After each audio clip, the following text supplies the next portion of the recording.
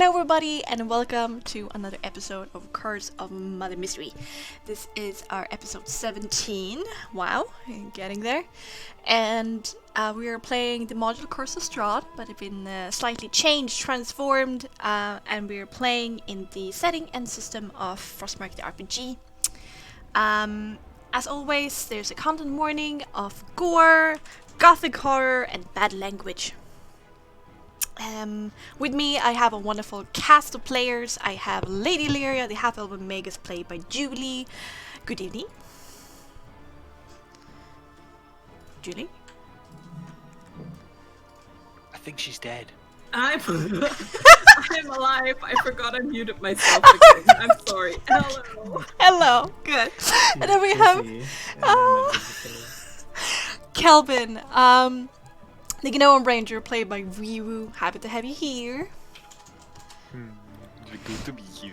And then Nix of the Vistani, the Tiefling Bard, played by Adrian. How are you doing? I'm doing well, thank you for asking. And we're missing a player tonight. The last player would have been Sir Asphodel, the Silver Dragonborn Paladin, played by Aeronox. She had stuff to do, so I'm going to pilot her. But she will be shortly missed, but will come back next week. What happened last time? Well, the party explored the Vistani camp a little bit further. Asphodel had a mock training fighting, I guess, with the teenage tiefling Pity, who was tasked with bodyguarding Arabelle when she went to the shore of Lake Tsarovich to bathe. He told Asphodel, after Asphodel earned his trust, that he was forced to leave her when Arabelle, in a very bossy manner apparently to Pity, asked him to leave when she was undressed, because she thought that to be embarrassing. And whilst Pity was off doing his own stuff, waiting for Arabelle, and time went on, this forest remained quiet, and when he returned, she was gone. He served for a while, but then returned to the camp, bringing the bad news. Illyria talked a lot with the wood elven leader of this tribe of wood elves that is also in the Vistani camp, and she learned the past of these wood elves, how they were carpenters, tradesmen who had traveled to the Valley of Barovia to make trade with the Tsarovich Empire, who had its capital here. During the night of the wedding with the prince, where Casimir was sure that Tatiana attended, the curse happened, and then this tribe of wood elves were trapped forever in Barovia until the curse is lifted. They tried to make their life as best they could, but then his sister, the most talented spellcaster that Casimir has ever known, Petrina Velikovna, went to the castle and befriended Strahd, and a blossoming romance came between them. She, after, returned to the camp with the news to Casimir that she thought that Strahd might have gained his mysterious power from a place called the Amber Temple up in the mountains, and she planned to travel there. But before she could, the rest of the tribe realized what had happened, and out of fear of her turning into an undead, they ended her life then and there. Strahd became furious and murdered every mother, daughter, and wife of the camp, leaving only the men behind, so they could suffer for eternity. Illyria also learned that there is a pond of memories that is in Kresk. As well as a man with a peculiar aura, the only one who have ever survived the Amber Temple but came out changed, and he also traveled towards Kresk. Then Esmeralda told the party that she is thinking of leaving to Richten's Tower, because she doesn't know where he is, and she's going to try his homestead once more, or his base of operation. And she was gonna leave at dawn. Then the party met Vasily von Holtz, a nobleman who have a lot of coin, but cares about the Vistani and getting their supplies to them. He was barred from entering Vallaki because he had tried to smuggle in ore of too high quality, ore that could be turned into weapons and armor, and such the burgomaster Vargas Valakovic has monopoly of. So when he tried to enter now with the right kind of ore and not hiding anything, they still barred him entry. So he returned to the Vistani camp, and together with the party and Aragal, they came up with a plan of how to try and get into Vallaki. He was also obviously enamored with Illyria and had a private little picnic moment that was very cute. Except Illyria has no idea. Yeah, sadness. Illyria also learned that Holt Strahd the Favorable Light, and claims that there's something wrong with the monastery in Kresk, and the Pond of Memories is just a folk tale. So that's some conflicting information right there. But let us head back into our story. Let's go back to the camp.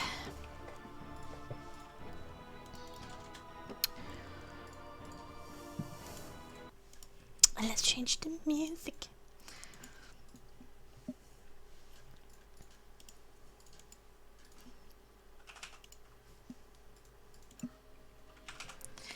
This is proper Vistani music. Alright. When we left off, Illyria, you're slightly drunk. You're intoxicated, just so you know. So there might be some stuff that you are worse at right now. You're not at the moment where you're extremely drunk, because the alcohol content of purple mash is not as great as Dragon Crush, but you're a little bit more impulsive, a little bit tingly, a little bit relaxed, if that makes sense. And Essie wanted to try and find Nyx because she wanted to bug him before leaving at dawn. And Argal wanted to prepare Nyx for the job of being an investigator, so he is also out searching for Nyx. Kelp and Illyria, what, and together with Asfida, what do you guys want to do? Let's go look for Nyx. I swear to God I'm going to stab him. Was that a lie, or is that just sarcasm?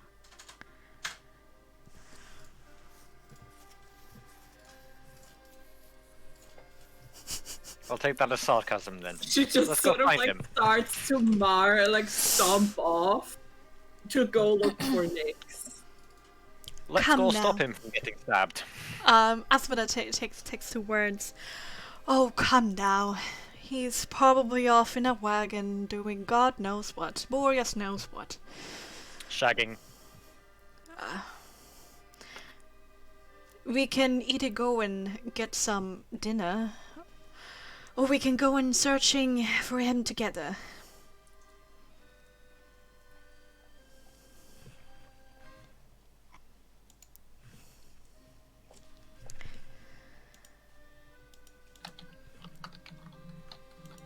What's... I gotta stab all the people. She blinks towards Illyria, and Calvin looks down upon them from her great height, and then she says to Illyria, "But maybe you rather go and spend more time with Holtz." I mean, I don't think I have anything more to ask him. Maybe you would be surprised. I think there's more he wants to show you. What do you mean? Nothing. Shouldn't we look for Nyx? This is kind of important. Sure. Let's go look for him. And he's gonna hop off his barrel and go off looking into some cards. Alright. Being careful, of course, because he knows these are fucking, you know, horny people.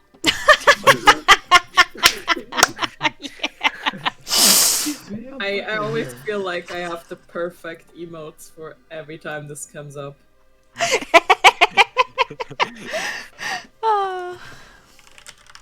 Okay, tell me which card to go to, because each card is actually can be a little bit special. He's gonna look in the card he's next to right now, like the one to his left. Alright, let me bring that up.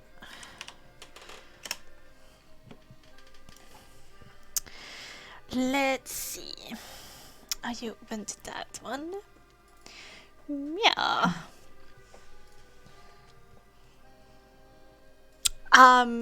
The door is slightly ajar, and you hear loud voices coming from inside, and a laughter that spills out of it.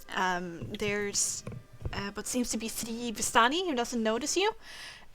They're comfortably on the floor or on top of a crate, and it seems to be playing dice. I'll let them be. They're not Nyx. They're not what I'm looking for. No dice gambling for you. Not right now, but I'll remember for later. Ilya, do you go somewhere? Illyria just sort of like starts like asking around if anybody has seen Nyx. Alright. Make a presence persuasion. I think Aspera will head off with Kelvin and search with him. That sounds fun.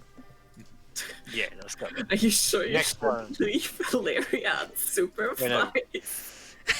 It went well with Casimir, and Illyria always says that she can talk to people, so you know.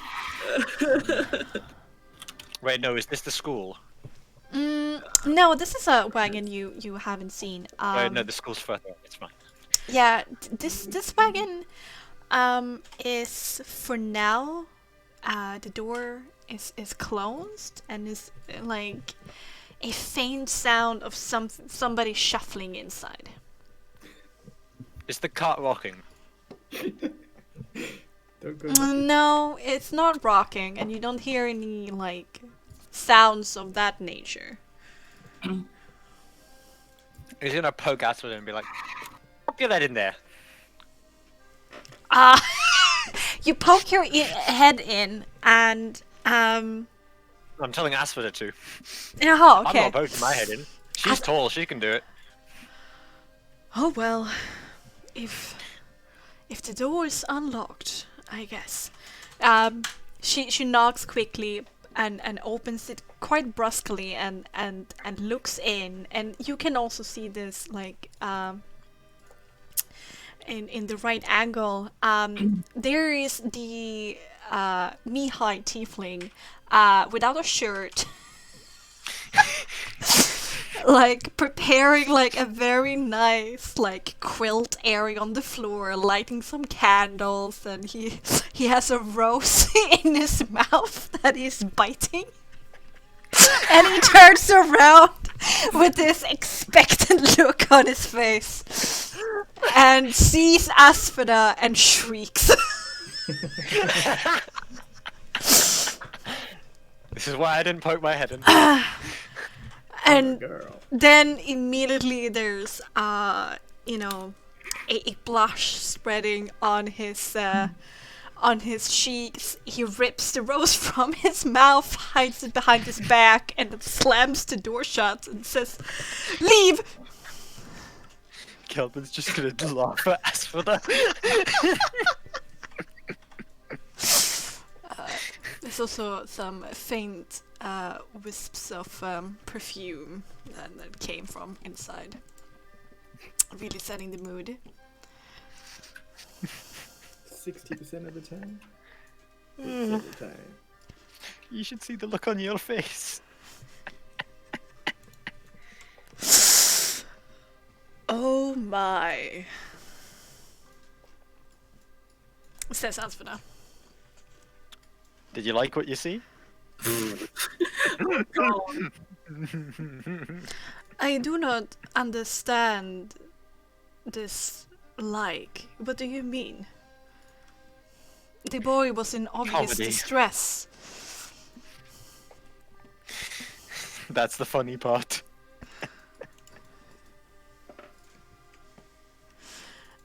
Adrian, can you please fill in Hmm. silent? Yep. Well, he's obviously not here, Calvin. Shall we search another? Yeah, that's such another. Alright. Illyria, you go around and talk with the tieflings. They're quite... Even, like... They try to be hospitable, but, like, most of them seem a little bit, like, down in the cups. Depressed. So they're not the most approachable at this moment. But you're a little bit insistent, and your good manners thus do give you some advantage. But the last tiefling who saw Nyx was the guy who was brushing the horse twice when you were talking by the family wagon and saw Holtz.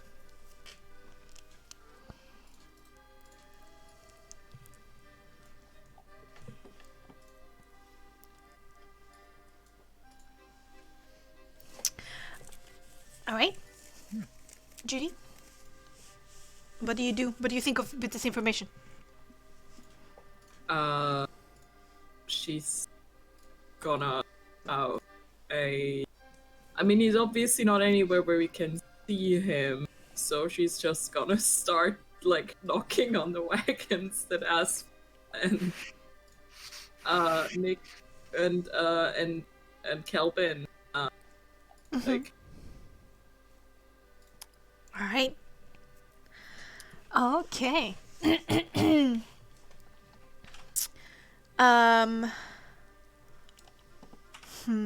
You spend some time searching for Nyx. And so does Argal and Essie. Alright. I actually need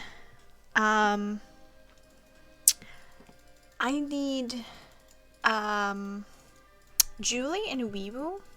I needed to jump into the ice of life until I collect you. And make sure that you have the stream muted. Okay. Okay. Be gone, Julie. Alright.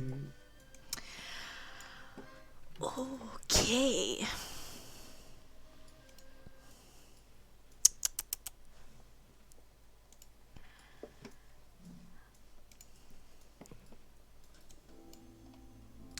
Alright, Nyx. You're hiding inside of the wagon. You remember seeing crates filled with crude iron ore, also some traveling equipment, but you did find a sizable sack, which is some clothes, some traveling clothes in it, some blanket, cloaks, and such things of that nature. Pretty like good quality, all of them. Not way too ostentatious, but still certainly clothes of wealth, of prestige. And you jumped into the the sack. It's not specifically a potato sack. And try to make yourself as inconspicuous as you could. I are a potato. Yes, indeed. And but this sack in particular, since it was it's not like a grain sack, it's just like a normal sack. It is quite easy to see through it, but not the easiest to see into it, if that makes sense. It is very rough in its pattern, and whilst you lie there, and I think like an hour have been trickling by, you do hear the sounds of Vistani going about. Even sometimes your friends laughing and talking within the noise of the camp. And out of boredom, you look around inside of the wagon, and I want you to do a perception here. Perception composure.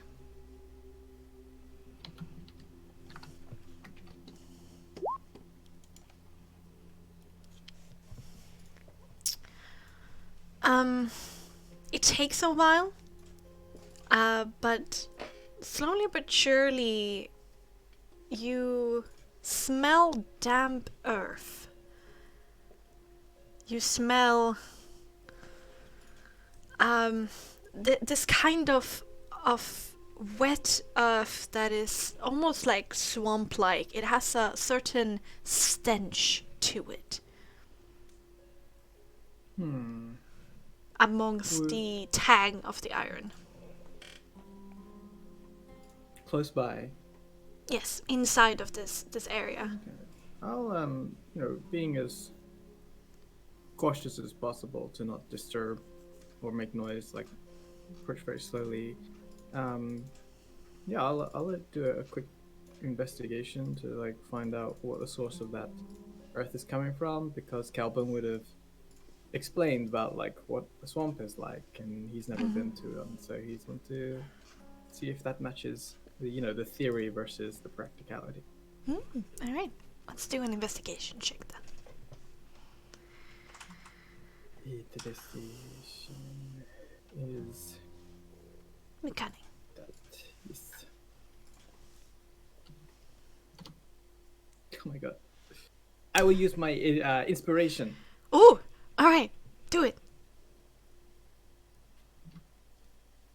All right. But you're taking your time. It's not a really stressful moment. And when you're using your nose and like looking around carefully, the DC is not necessarily that high. There's a long and thin box underneath a few of the one iron box that seemed very heavy, and there's some burlap sacks resting against it, so it was a little bit hidden, its shape, but the smell strongly comes from this box. Is it locked? It's not locked, but there's a heavy iron crate on top of it. Mm-hmm. And what is the crate made of? This box made of?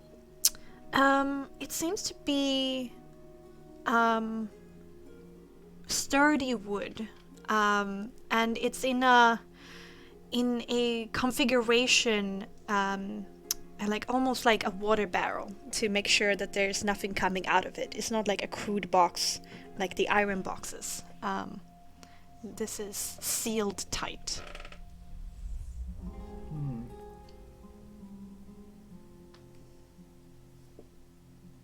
And the iron is iron ore in.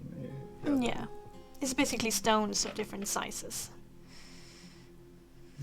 Is there no gaps in the where the smell is coming from? Is it just emanating through the wood, or is it coming from like a hole? It's emanating throughout the wood. Can I try and remember what Calvin would have explained about different swampy smells, as he would have described his swamp when he was drawing the maps. Mm-hmm. He would have like there would be more wet over here, and maybe there'll be more mushrooms, and I don't know if that would be Sure. applicable because he has, cartographer as a academic. Let's do a survival with cunning and disadvantage. Since, you were told this is like second hand. Yeah, sure. Can you use guidance for this? Sure. Okay. Cunning. Okay. Cunning survival disadvantage. Mm-hmm. And the +4. Ew. So 17. Damn. Okay. Hmm.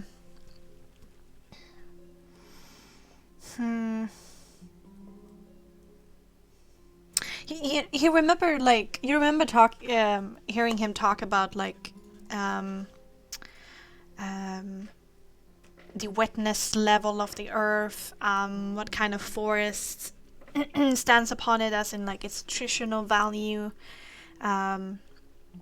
if there's insects and stuff in it, how that changes the smell of it, its age, and things like that. And what you get when you ponder upon it here in these minutes that you have for yourself, you do get a distinct feeling that the dirt seems, even though it's damp and has a certain stench to it, it is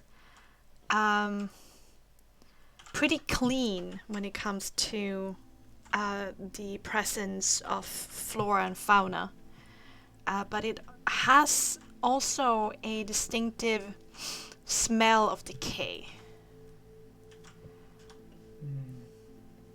Kind of like a smell like when we were up in the graveyard area in Yes. Barovia. Yes. Right. Okay.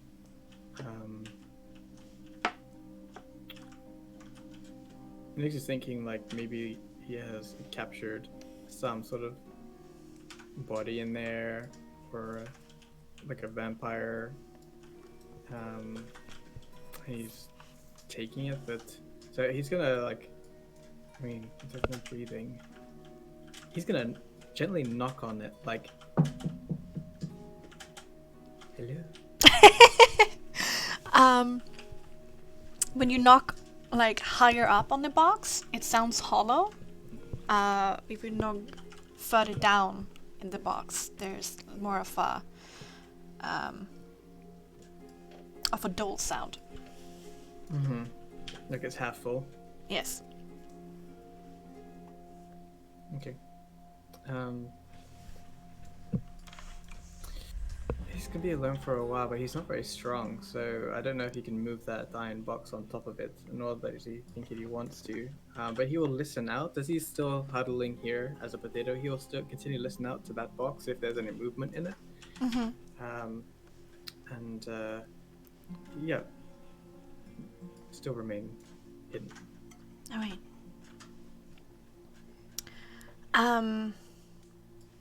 After a while, you do hear the sounds of approaching footsteps. Mhm. And the covers in the back of the wagon opens. Can you give me a general stealth with cunning?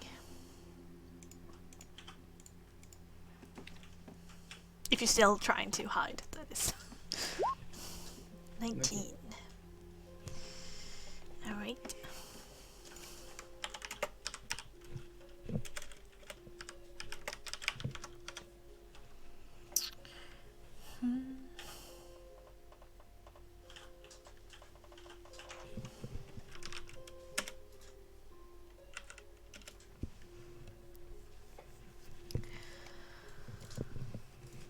You hear somebody rummaging around inside after walking up into the wagon.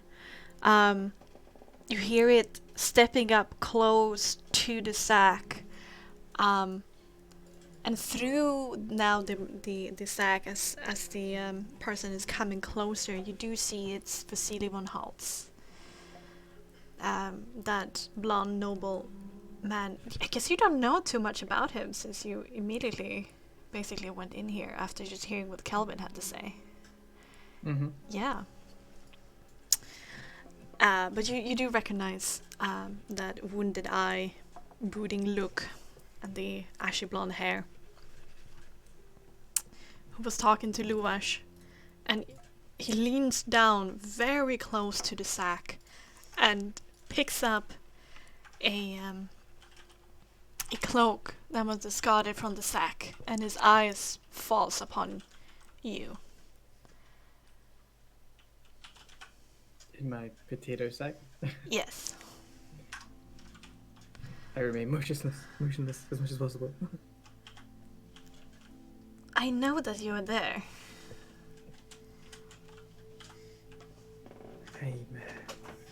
I'm not.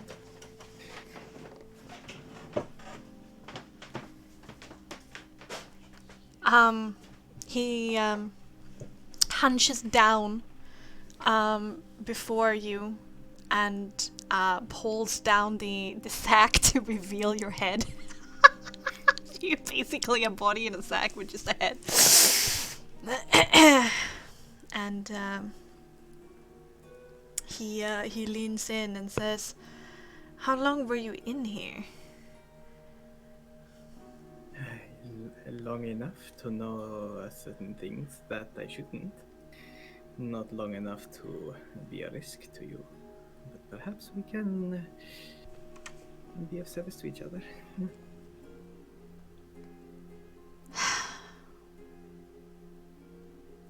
Oh, my Nix. Did I not give you a job? Oh no! Why are you here hiding in my wagon when you should be out there with Illyria? Yeah, okay, I mean, look, I was just trying to not be left behind, because I know here in the camp she's at least safe, with some other Belaki, but she was going into the town and I couldn't enter, so I was trying to get inside and still be there with her. So technically I'm doing the same thing that you asked for, Strad. Didn't you think that I had a plan? She wanted to get into Valaki, and I'm making sure that her wishes are fulfilled. I What about wouldn't. me? You just, are sit her here and- bodyguard, Nix. Yes, Remember. Of course, I'm trying to be, but I mean, if she's going to be inside the camp and I can't get inside the camp, how can I be a bodyguard? I will make sure that you go in with her. How? They don't like the sun.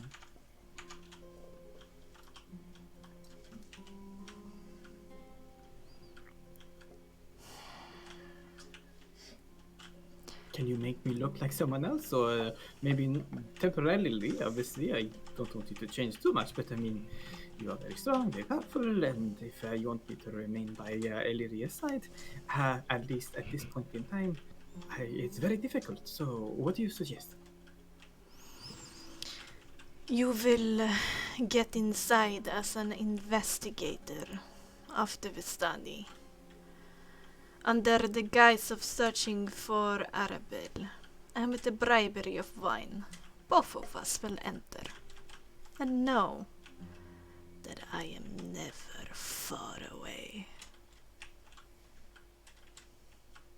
Right, so just follow you? Yes. And if you act differently around me as Holtz, Was her name Sophia? Yes, I think it was. I think she might meet an early and timely death. Nix's face like goes from filled with emotion of like realizing what the hell's going on here to like this cold stone face, and he nods wordlessly.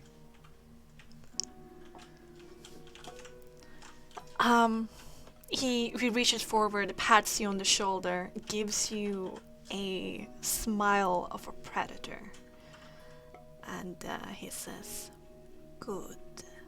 We shall be cordial to each other. And you should encourage Illyria to be my presence as holds." Right. Sure. Of course. I will do my best. I mean, she doesn't like me all that much, but I will do my best. Do what you must. Now, I will exit first, and then you will do so stealthily and rejoin the party with an excuse. You were never in my wagon.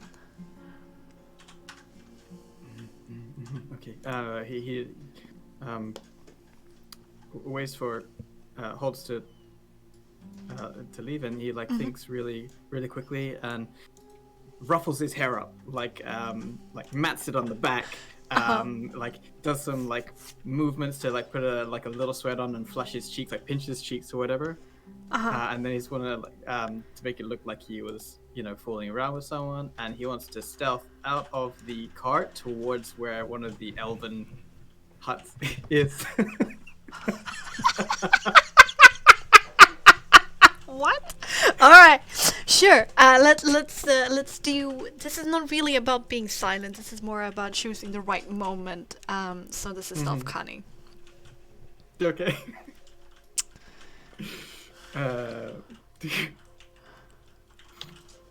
Since this is a very key moment, he will also guide himself. All right, sure. I will allow this. I've got this. Do you? Oh damn. Crazy. All right, let me do a quick.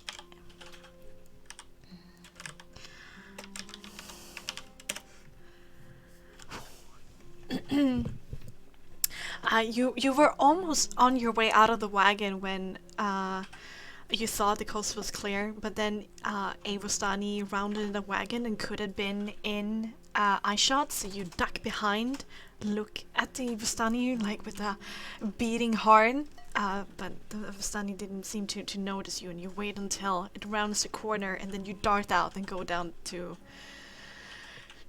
a hovel. What do you do down there?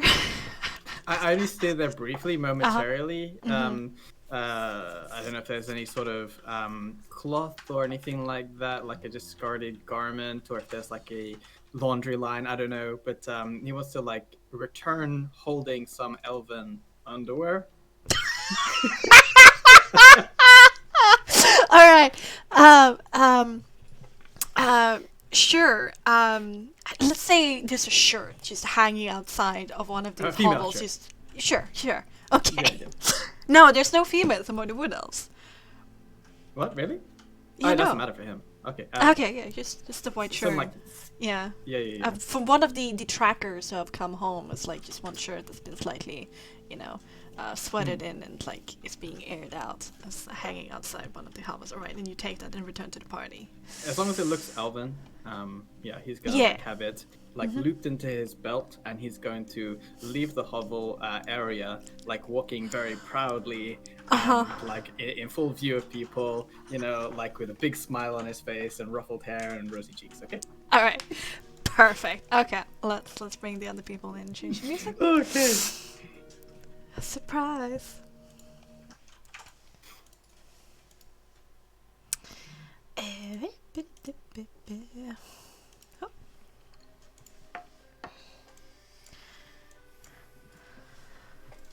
Welcome back. of a sudden. Jarring experience. Yeah. All right. Illyria, Calvin, Asphodam, you continue searching around. When Calvin and Asphoda are standing there by that wagon, which seems to be sleeping Vistani, might have been like the night guard. Nyx is walking up the hill towards you guys. Let's bring out his token. Whip. Whip. And he has ruffled hair, a crooked smile, and a peculiar shirt that is hanging from his belt. It doesn't look like his shirt, does it? No. Oh, I can't see myself. Oh, let me give you vision. Why do I don't think this place? Oh no, it does have dynamic lighting. I'm sorry. Whoop, loop, whoop, whoop. There we go. There you go. Oh, yeah, he's got a little bit of flushed cheeks. His brow is a little sweaty. Yeah, it's like a white shirt looped around his belt. And he's like striding up the hill. And comes back to you all and says, that was energetic. What have you been up to? Looking for you. Am I with the others? Yeah. Yeah. You have been searching around, and let's say like you're coming around like this here. You also accidentally opened up the wagon door and found Mihai there, and he got another fright, closing the door and screaming "Leave!" He's getting really, really embarrassed, and you You're do. ruining the moment. Yeah, you do see Nyx coming up and talking to the party in the distance. So you can straight up and join them. There you are. Lyra just sucked to like right in front of Escapades. It's like, where the fuck have you been? I've been making new friends, just like you have all been doing. Just trying to see what's what in this lucky camp. Elsie has triggered something in my memory of how Vestali are meant to greet people and being a guest here. So, Yes. all of us were searching for you, and you disappeared on us because you were getting late. Well, I thought you were all in very good hands. I mean, were you in any danger, Lilia? Whose shirt is that? Oh, I don't recall his name, but Illyria walks up.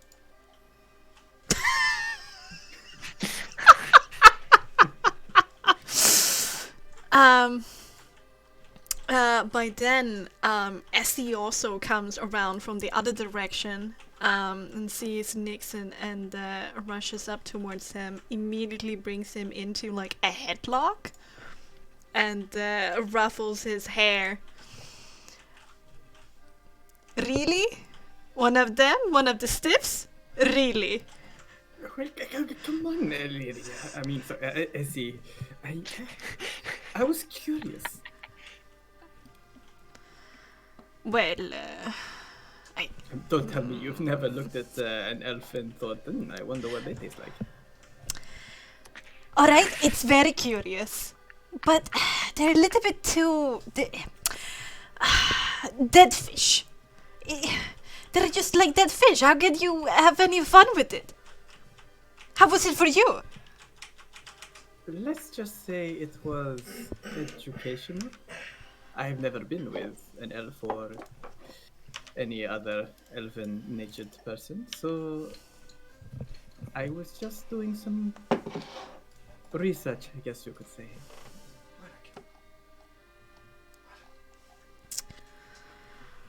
Well, I have never heard another Vistani scoring, so she punches you warm. Congrats! I don't think that's quite necessary, is it? I mean, they're people too. Oh shit! I've Okay. been forgetting about that alarm for like straight at the point. I'm very sorry. It's okay. And he's gonna look to Asphoda and Calvin and say, "Okay, I know it's all fun and games to be here for a while, but we do have a quest, I suppose, in front of us. Some things to do in Velaki. So, what do you say we try and get in tonight, eh? Before we head further afield." That's why we've been looking for you. Apologies, Kelvin. I mean, you should have known better, I suppose. Now that you've had your fun, let's go have ours. You're leaving tonight? Are you leaving not at dawn? We will have less time to sit down and have a drink and play some dice. I have another There's still date time. tonight. Oh, really? Curious. Well, I mean, I think it will be in our best interest to not delay. If the trail is its current temperature, we don't want it to become any colder. How else are we going to change Luvash's mind?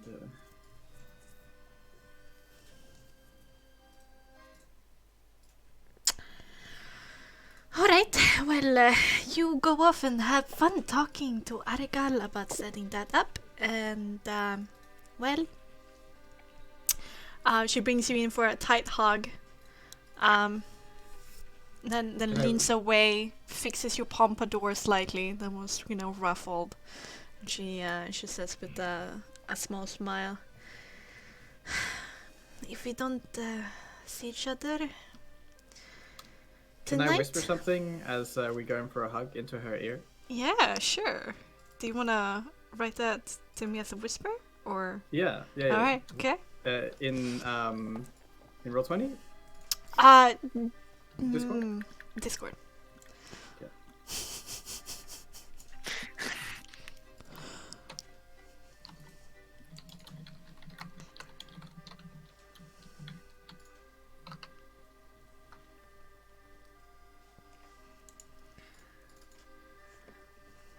Like really quietly. Okay. She pulls back, gives you a quizzical look. He Nix does his best to give her I guess something that she would know, like a particular look from his childhood to her. But it's a smile. All right. If I don't see you again tonight, you know where to find me. Otherwise, I will come and find you. Be safe. Of course, you have things to do, but so do we. Right. We need Richten with us. He knows what to do. And I think he can help you guys. I will try to convince him to meet up with all of us. Alright, well, okay. I think I'm already late. As for the Gelbin, you be good. And Gelbin, Say sorry to your date for us.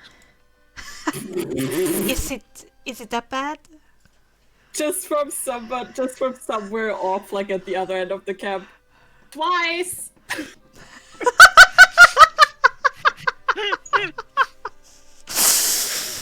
Alright. Aswada nods and says, "Be safe." She nods and give you all a tooth grin, and then is off, stretching her shoulders, cracking her neck, and disappears into a wagon. Doing some stretches. This guy's gonna have a bad night. Or the best night. He's gonna break a thing or two, I think. Well, maybe. All right. Illyria, what are you doing up there? Oh, I just put her somewhere because I was like, oh yeah, she's wandering off looking for some wine.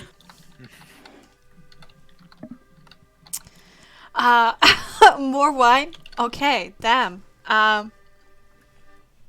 Alcoholics Anonymous are calling you soon. As you I'm pretty sure that's the first time Illyria is drinking enough to get drunk ever in this game.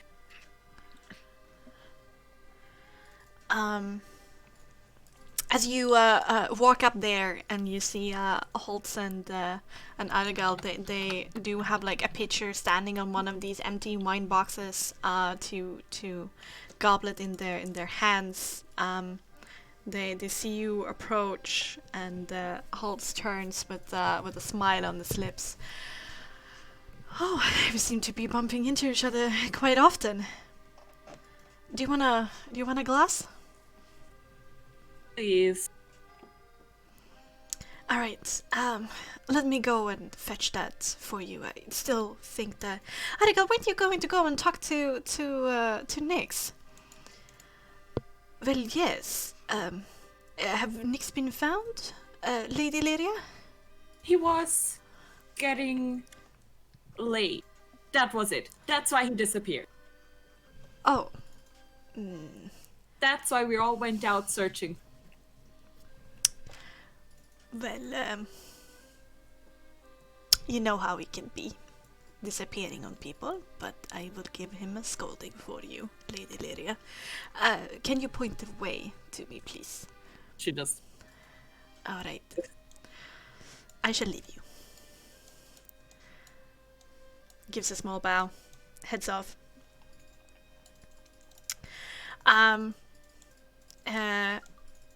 Halts, disappears into the tent, then quickly brings out another goblet, pours another glass of Dragon Crush to you, holds up his tin cup for a little sheer. Thank you. My pleasure.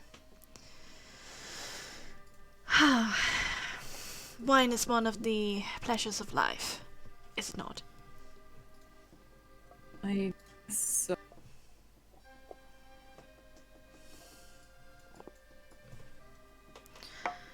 I hope to invite you one day to properly to my own home. I have some champagne de l'estompe in my cellar for special occasions.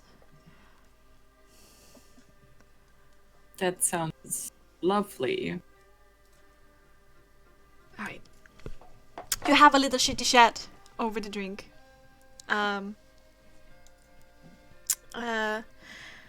Before Arigal comes there, Aswada goes up to find food for you all guys, like set up a dinner. So she's up doing that. Where she's in the tent. Let's see. And Arigal approaches Nyx with a furrowed brow, and he says, disappearing again, Arvi? Not at all, Arigal. Why would you say such a thing?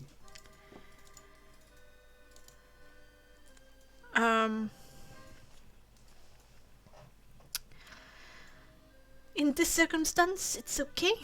I was filled in. Right. Well, by whom? By our mutual friend. Ah. Well. I need you to still be a proper investigator, alright? As Vistani must take care of each other, and you do have a singular opportunity to try and search for Arabelle within the walls of Falaki. That is our intention, of course, to bring Arabelle back to you all. But I mean, I'm having a little bit of a difficult time in trying to come up with a way to get within the walls, since they are not very excited for us to, our kind, to get inside.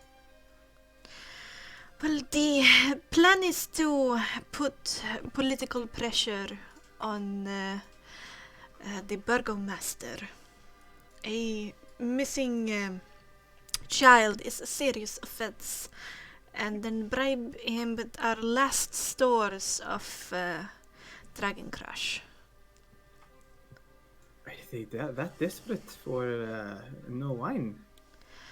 Hots brought back the news that in the last festival most of the wine was consumed, so they might just be. I wonder what's actually happening over at the vineyard. But anyway, certainly. I mean, if it is the very last battle. I do not dare going close to the vineyard. I was there. A kilometer or so away, there were mysterious figures in the mists and on the fields, and no sign of the Martikov family who runs the vineyard.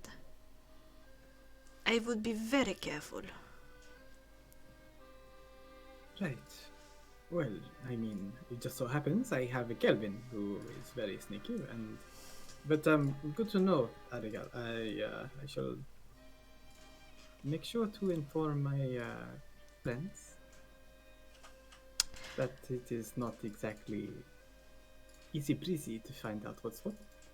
But in any case, if this is the bargaining chip to get me inside, and with the political pressure of saying, hey, we lost a girl, we think you got her. He reaches down into his pocket and brings up a small pouch. And in the hand, the weight of coins is dropped. And he says, for your investigation, remember, like this bag of coins in your hand, the fate of the Vistani might also be so.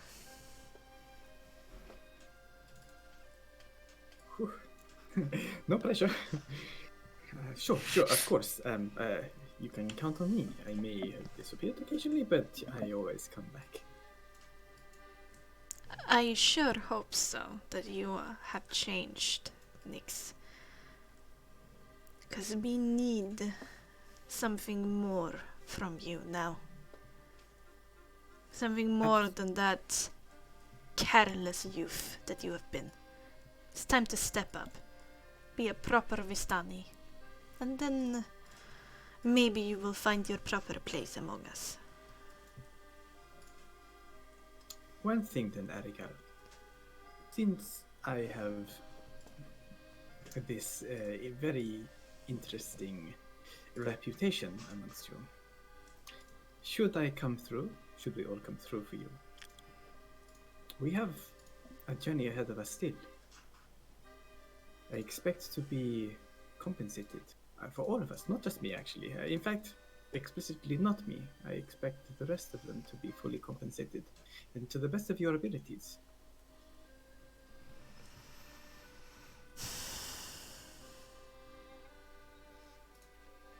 What do you say? Thinks for a while, furrowed brow, scratches his chin.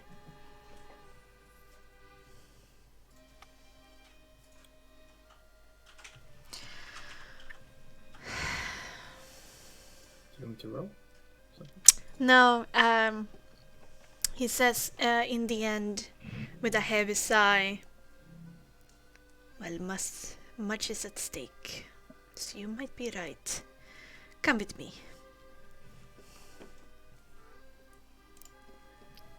Okay. Where are we going?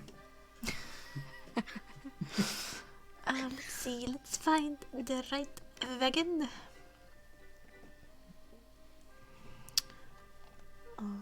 Oh yeah, it's the one over there.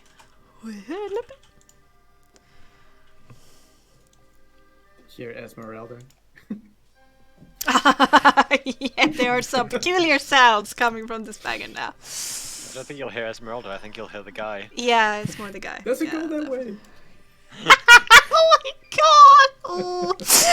Alright, let's give him a break. He's probably having a good time.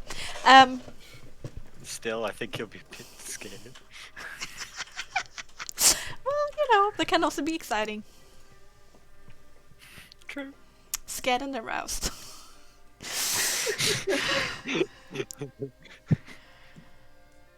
um. Oh, he actually says, wait right here. I need to go and fetch something from my brother. And that was oddly dark for him, but yeah, he runs off to the wagon over here, goes in, comes back with a key on a necklace. And he brings out a similar key from a necklace that he's carrying. And, oh, you guys, you're in the wrong place. It's actually here in the back.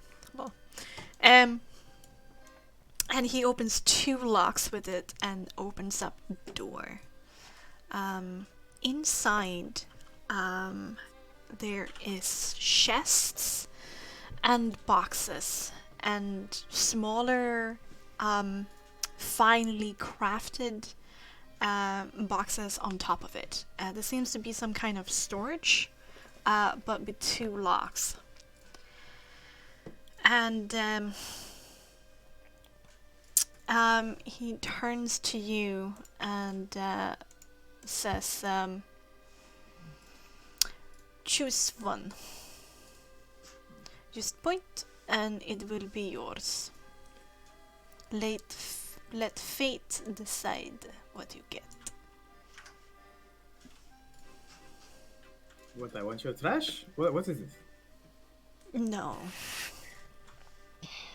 This is this is a vast portion of the Vistani Velf. Really? Indeed. Okay. Well, what am I doing here? Pointing at something or picking Point, something? and Is it there will be anything? yours.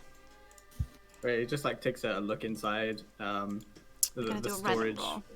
A random Yeah. roll, yeah. It's like yes, if unless nothing, unless anything is marked in a way, you will have no way to actually pick anything out. So it would have to be a random roll. Yeah. Yeah, it will be. 1 second. I didn't think this will happen, so I need to bring it up.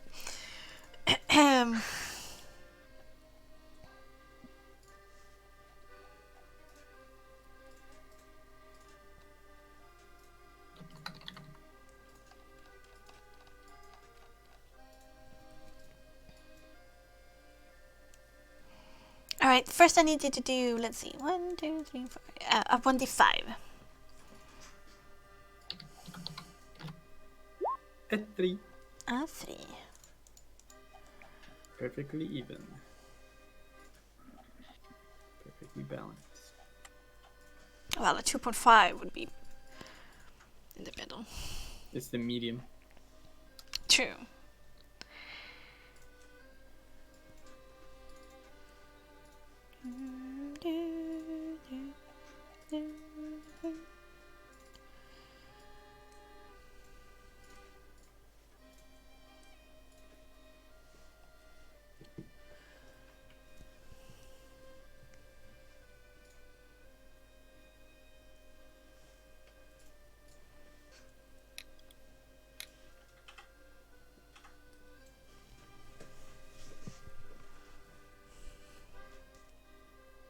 You lost.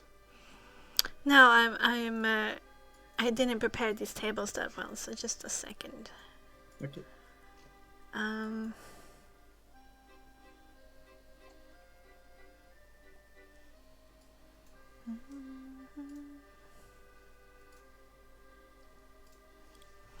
Alright, I needed to do a 1d4 now.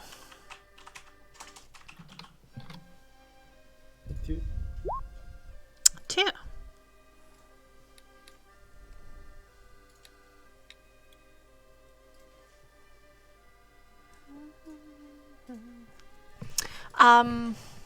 You point at random and at a chest or a box, and he opens it up and brings out a leather vest with great and beautiful detail of, it's almost like the leather is like braided in different places in this really intricate pattern. And there's an additional little bag of another 20 gold coins within. And he hands both to you and says, this is the duelist vest. It will protect you better than a normal reinforced leather armor would. Right. Thank you. I mean, this is obviously not for me. I mean, I didn't say things for me, but I'm sure maybe Kelvin would appreciate such a vest.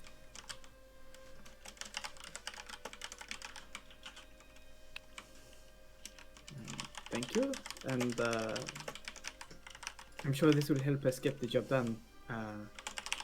So I appreciate it, Aragorn, but should we return with Arabelle?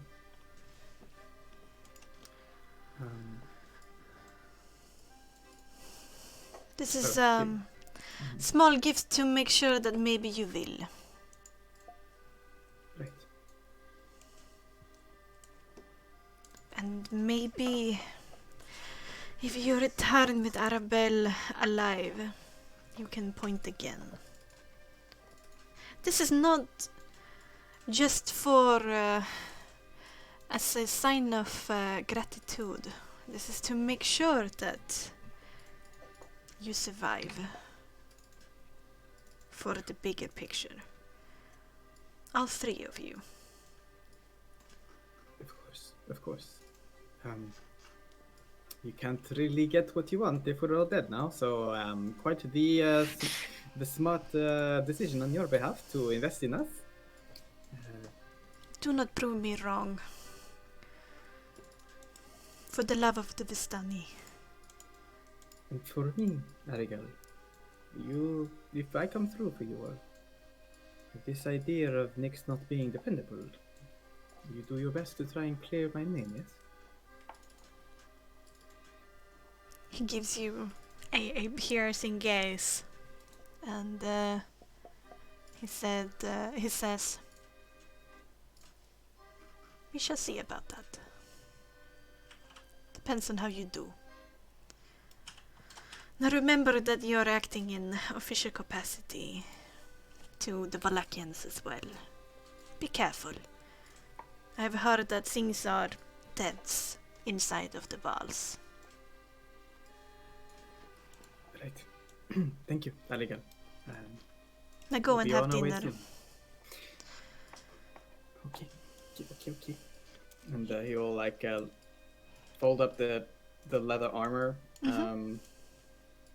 So I wrap it around his pack, I guess. And place the gold. I've added the gold to the party funds. Great. And, Good. it's a regular leather armor +1, but with -2 piercing Ow. damage received, or doing -2 piercing damage. Received. Right. Yeah, Sure. every source. Characters, does anyone want this more than Nick? I mean, I'm thinking Kelvin because he wears leather armor. Illyria also wears leather armor. Oh really? Oh, for sure. Then I suppose then it's But Okay. Calvin can have it. No, Kelvin doesn't care.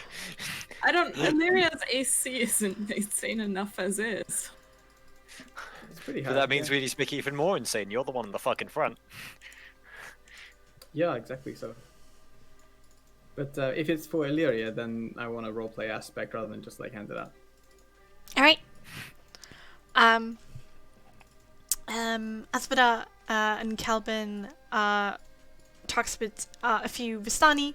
They find some dinner, and they go back to the little picnic area they've been having. It's a very nice area. Yeah. Nix, what do you do after the Arigal? he'll take a quick look around to see if Illyria is within eyeshot. But then the party's right here as well, so he'll sit with them and just like give a side eye out for both Holtz and Illyria, just keeping a watch out.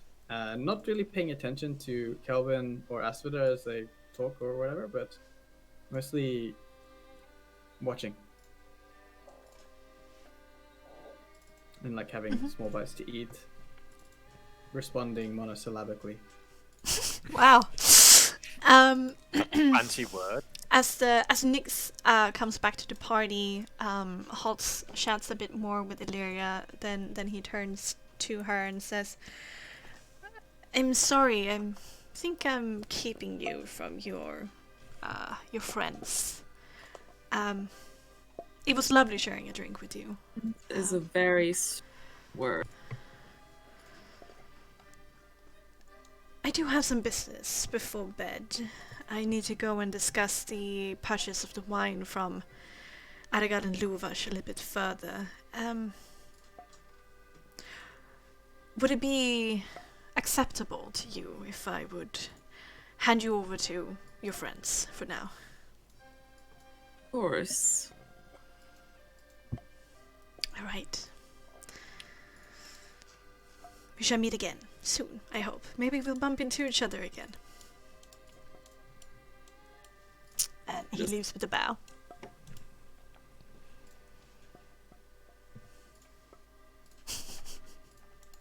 You seem to be having quite the cozy time with the long blonde-headed gentleman with considerably chiseled features. Yes, says Asphodel. You're getting Look, I very was just- comfortable. I was just looking for wine and he happened to offer some. Well, I'm sure you are well within your capabilities to manage your intake effectively. What's that supposed to be?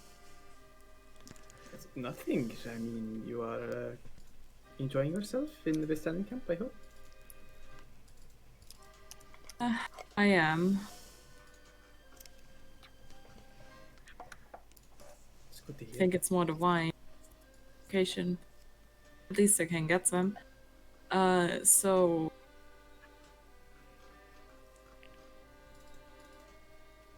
So, did I miss anything important?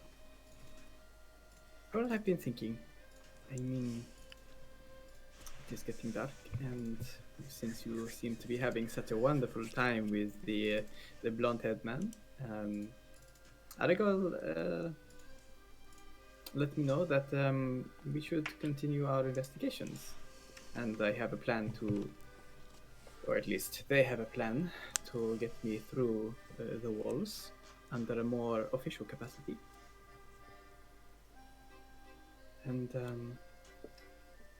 that way we can stay together. Now, it does mean transporting a rather large barrel, which I'm not sure even Asphodel will enjoy carrying for such a long period of time. It's more awkward than it is heavy,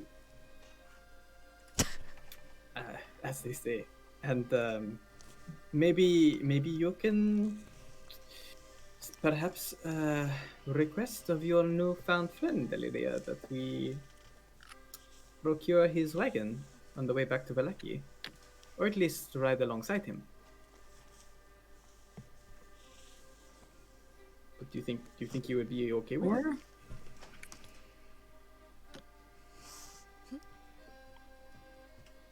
aren't we all going there anyway? So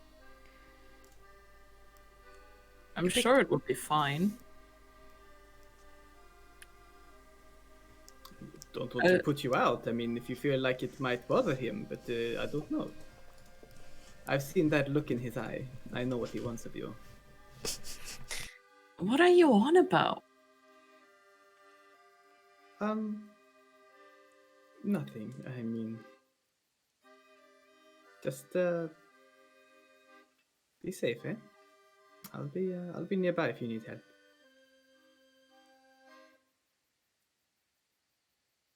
Okay.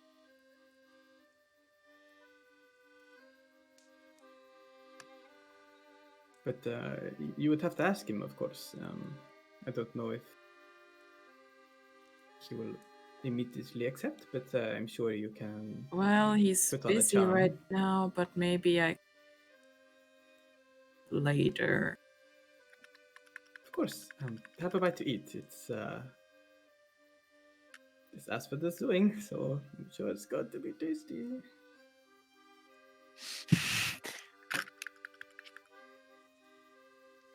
I think you're muted, Bexxy, if you're talking. Fuck. She collected the food from the Vistani, but they're a little bit more meat here than usual. Of course, that's for sure. Yes, eat up. We need to keep our strength for what is to come. You really do like meat, don't you? It is my diet. I'm not sure it'll make you lose weight, not gonna lie. She likes meat, you like whatever the fuck you like, so I don't see the problem. Just pointing it out. Speaking of meat, are we going to do anything with the bats and the entrails? I would hate for it to go bad. Look, if you want to talk about bat sausage, But Dave. You cut off a next- little bit there, Lyria, you should know. Lyra just sort of like starts to stand up and walk away. Alright. Nyx goes like an ever so slightly tinge of green. If you want to eat Dave with bat, you knock yourself out. I'm not feeling too hungry. Maybe it can be a gift to the camp for all what they've done for us. I shall go and prepare it. Right.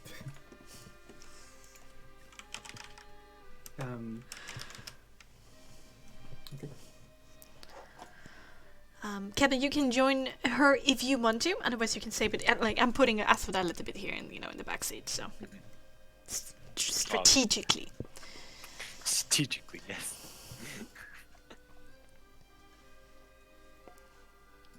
As they're eating, Lyria, you're wandering off. Okay. Yeah, Lyra just off. Okay. Alright. That sausage probably just went over here.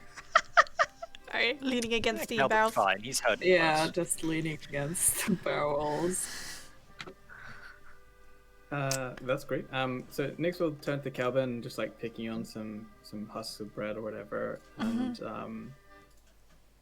he wants to like say, "Hey, Calvin, do you remember that time when we met on the road and we were camping outside for a while? And before we got to the first major town, you were telling me about all these wonderful smells of a swamp." Ah, yes. The best ones. Not many yet here, though, sadly. Right. And do you remember that night you told me a story about where your family are from and a couple of folk tales, perhaps? Yeah? I have I wanted to put at least a passage in my book regarding that, and I just want to go over a few facts, and let me try and recount the story back to you, and you tell me if anything's wrong. In our journey, I've picked up a little bit of Gnomish, as you know, so I'm going to use some Gnomish words in the place, for flavor. Okay. Now, he's going to recount... So I can't do this all because it's take forever, but he's going to recount the story back to you using dotted with like Gnomish words which are going to sound wrong. And Is some he of trying to the- catch him out, or is he just plain not good at it? In do I write this to you, Bexxy?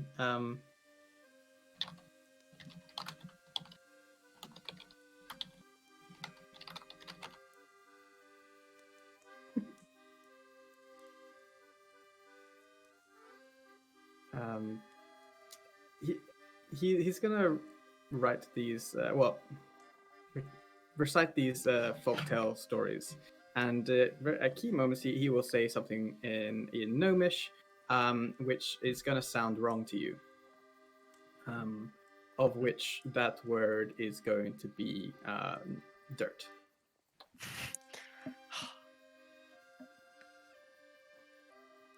And then he'll continue on, like maybe you correct him, and then he will continue getting things wrong. But I'm gonna say that, I mean, due to our history together, you know that Nyx knows these words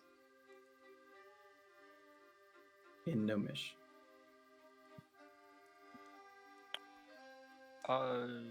You're right, Nyx.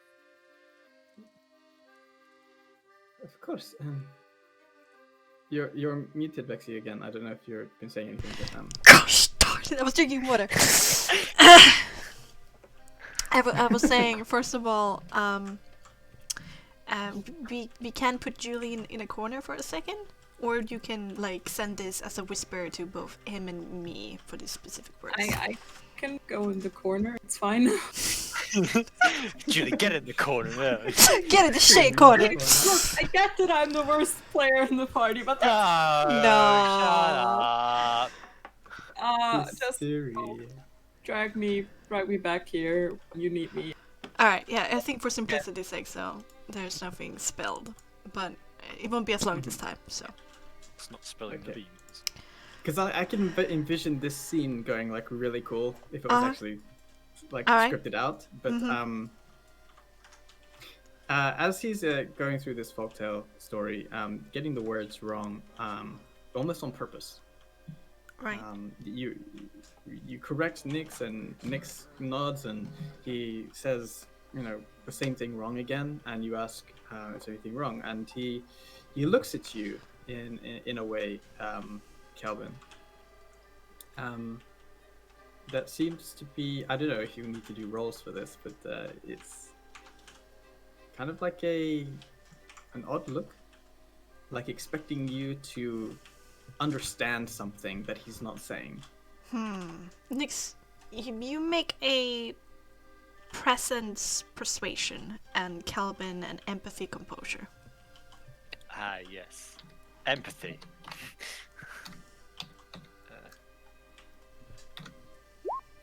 Ooh! Well, okay, there's no need to roll anymore. Unless you get a Okay, well, I 1. rolled high as fuck anyway. Unless you get a 1, that would be hilarious. You have been friends, you have been up to shenanigans, and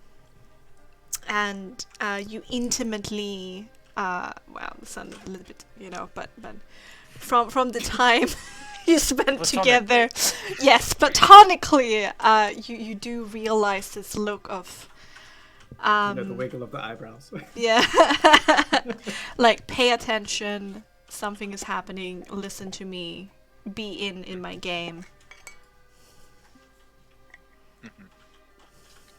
He's just gonna nod and like gesture for him to keep going.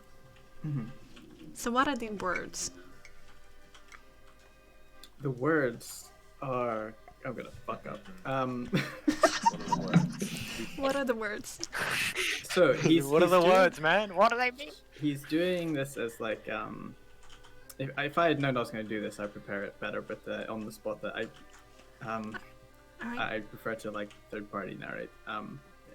He will tell a story, Uh-huh. and be getting the words wrong on purpose in Gnomish.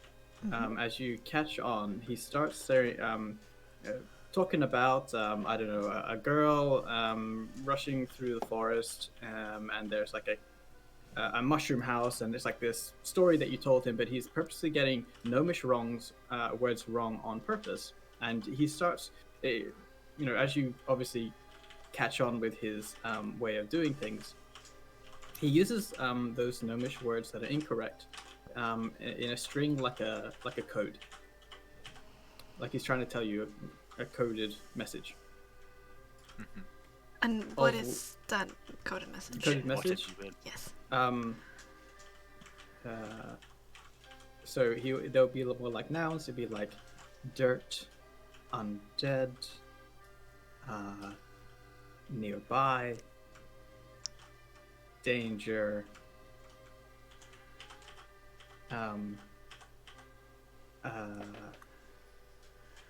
disguised. That's not scary at all.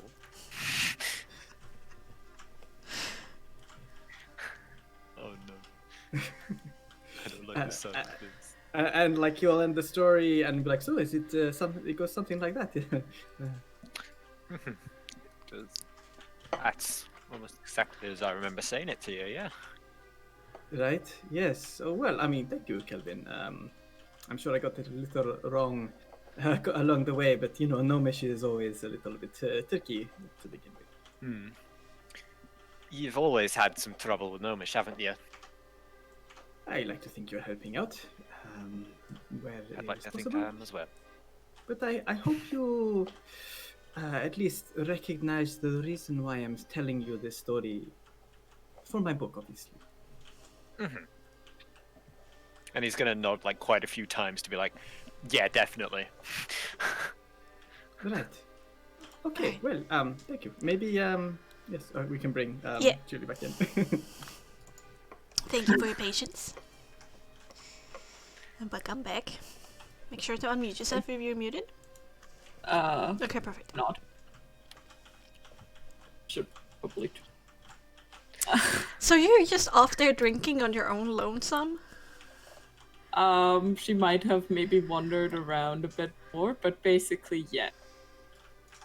Alright. Where did you wander anywhere specifically?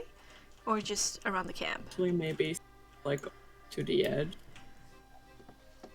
Alright.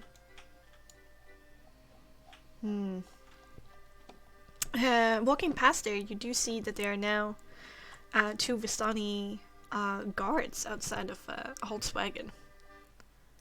You just seem to be leaning there, talking to each other softly.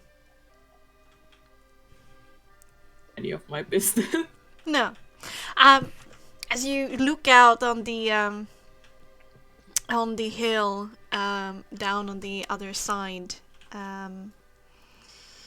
of it, you notice a Vistani wagon standing almost amongst trees down the hill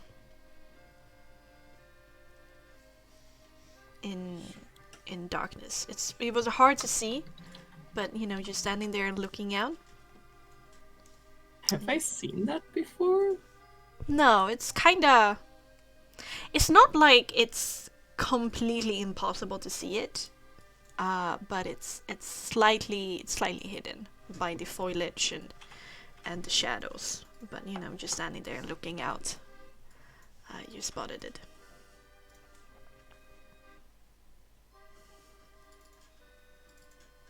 Lear is just gonna walk over to like a sort of eyes. I would assume maybe the guy's over there. Just be like, don't mean to be rude, but like, could you tell me why there's a wagon standing there in the woods? They Just look at curious. each other, looks back to you, and says, "It's an extra wagon. Gotta keep them somewhere." Fair enough. Just noticed it. Seems like an odd place to put them. It's slightly broken, waiting repair. Do I believe that? Make an empathy composure. So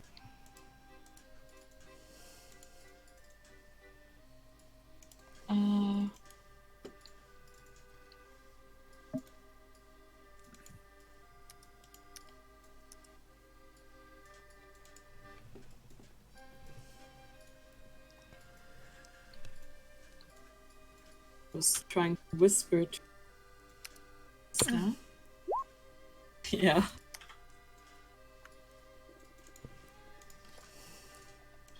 Well, I am also going to.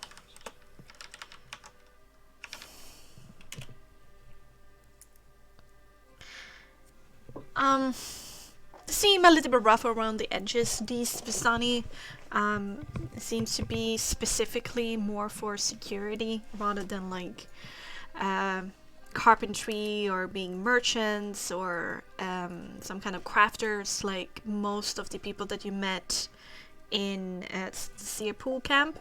These guys are armed and looks to be specifically have the job of security. So they're a little bit harder to read, as in moat as much. And you're left knowing if they speak the truth or if they don't speak the truth. You're just unsure. You don't know what to make of it.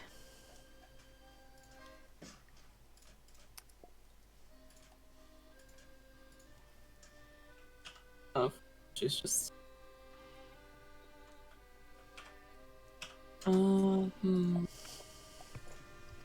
These memes are amazing. Yeah.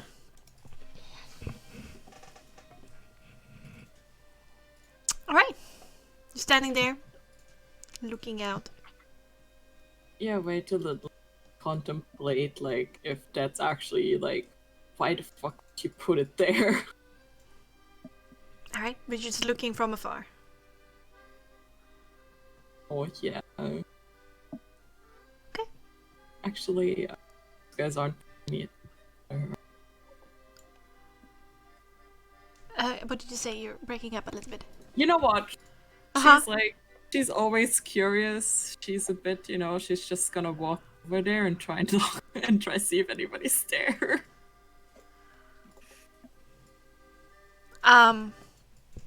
You walk boldly towards the wagon. The Vistani guards didn't keep an eye on you after you stepped away from them. One is about to shout, but the other one like grabs their elbow and stops them, and you are free to carry on. I'm sorry. That's not weird. That's not ominous at all.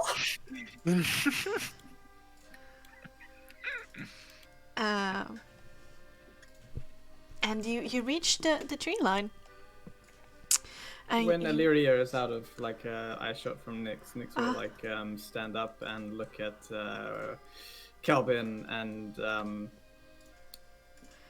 then head off to where he last saw Illyria. Oh, Calvin's gonna get up like quickly and then scurry on like with him because he yeah. Okay, alright. So you guys like get to the other side of the camp. When Illyria reaches the tree line, so you do see where she went. You're just a little bit behind her. Mm-hmm. So Illyria will get an eye shot of the wagon first.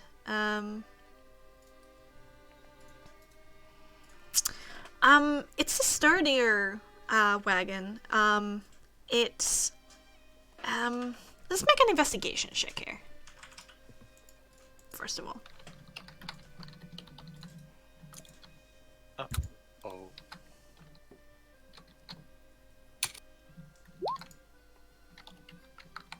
All right. It is not painted as the other wagons.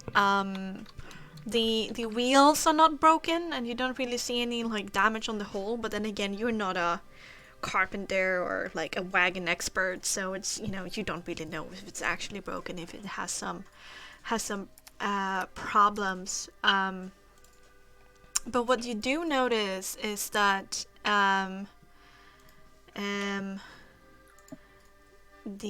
it is made of a sturdier wood, and the back of the wagon is not a you can open the doors. There's like a padlock that is hanging from one of the hinges from one of the doors. so you can open the back of it, but there you meet another set of doors, but these are iron bars and another padlock. The hell?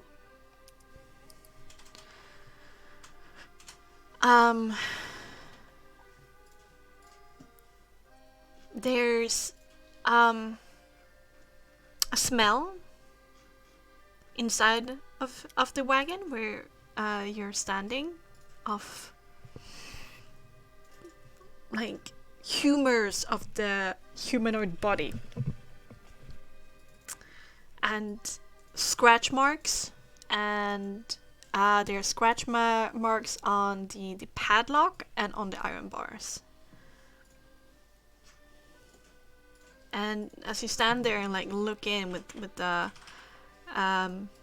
bewildered look, Nyx and Kelvin join you. As I'm walking up and I see what she's doing, given what I know, would I get a feeling about what to expect here? Would Nyx know?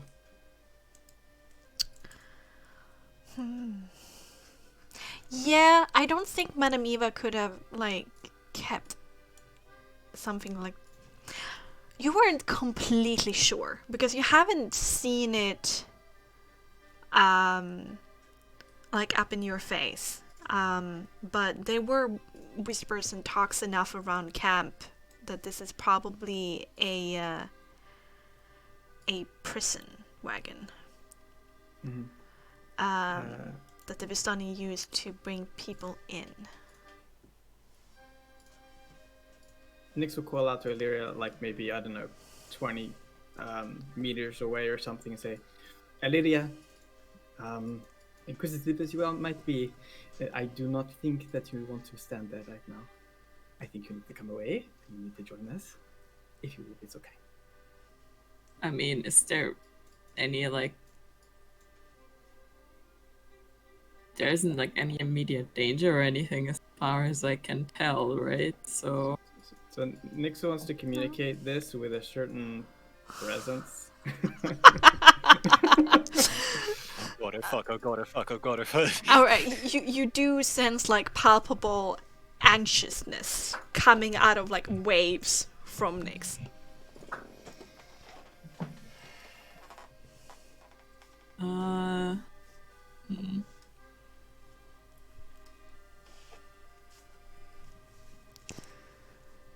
I can't see if there's like, is it empty or? Make a perception check with intelligence. Would you allow me to call out once more before she does so? Or like at the same time? She can make the choice at the point, but it's like more of like a reminder or reiteration of saying like, Lydia, I'm not joking. Alright, Lydia. What will you do? She rolls. Okay. She just... she'll just turn around and like leave. Yeah, except for the scratches. There is nobody inside. You couldn't see anything in the shadows.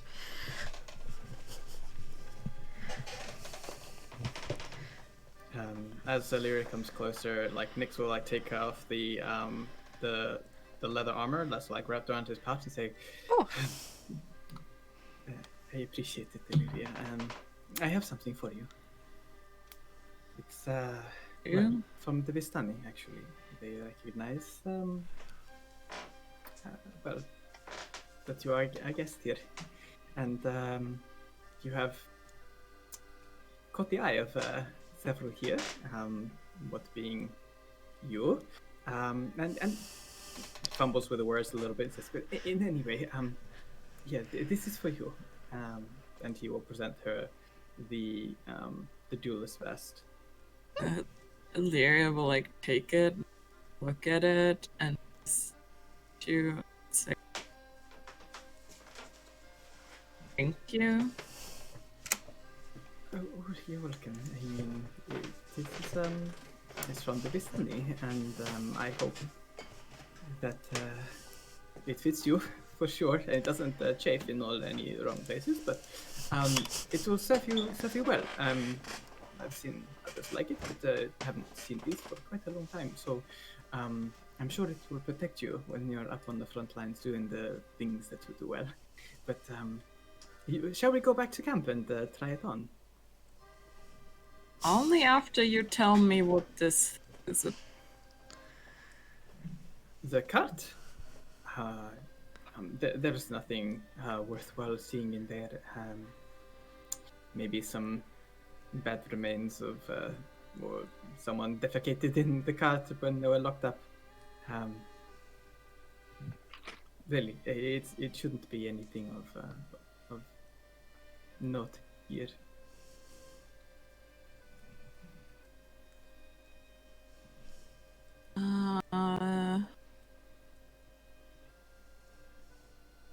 I mean, it seems kind of odd, and the other guys told me that it's broken, which... I mean, it's a prison cart. If you know how the Vistani are, I mean, they get a little bit handsy occasionally, and they need to go into the naughty box, and so they have a naughty box. No, I'm not. I know I'm not the smartest, but I'm also not that stupid.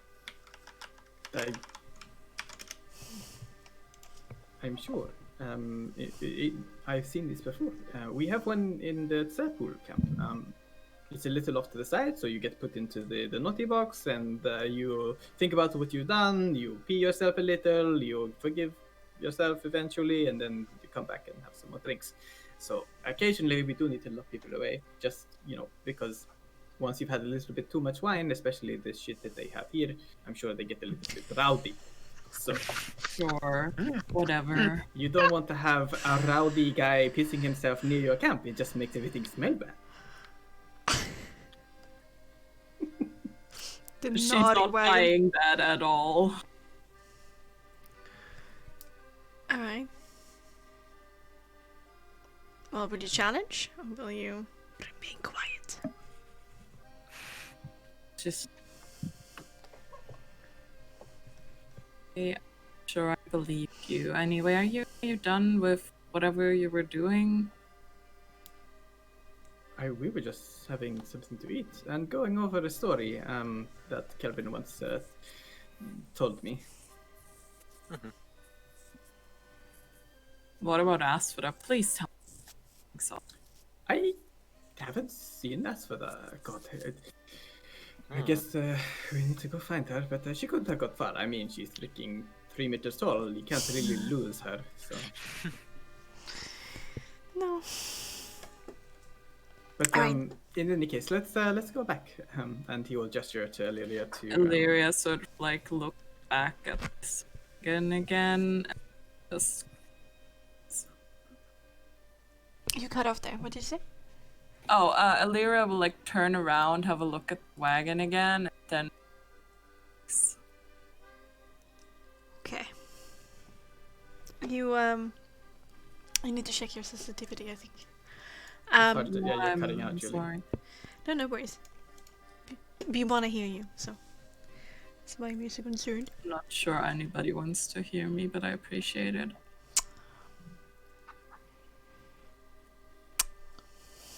That's not true. That is not true. Oh god. you We're taking the car. Ah, god damn it. Stop. Thank you. There we go. You get back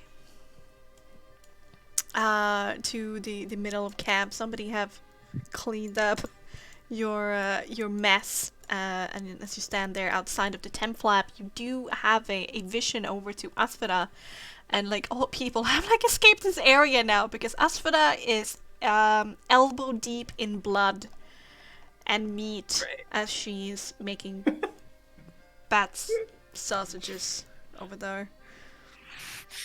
So everyone's cleared the area. Yeah, except this poor guy who is a guard. Cannot leave.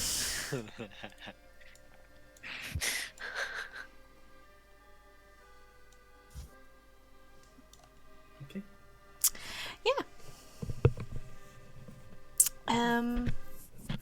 All right. So, you can go and talk to Argal, Luvash, and Holtz. There's also Casimir. If you want to revisit him, if you have some more questions for him. Otherwise, you also have a shop in this area that the wood elves pointed out to Illyria. Seligal's hovel, who sells hunter's gear. What time is it? Right now, it's probably like 6, 7 in the evening. Just like after dinner time, maybe 7:30.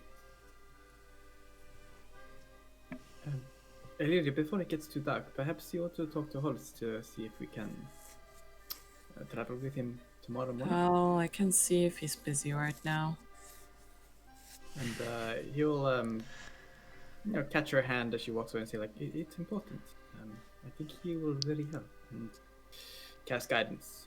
Instead of hitting her on the back, just hold her hand. Oh. Illyria is like somewhat like a little bit weirded out by you like taking her hands.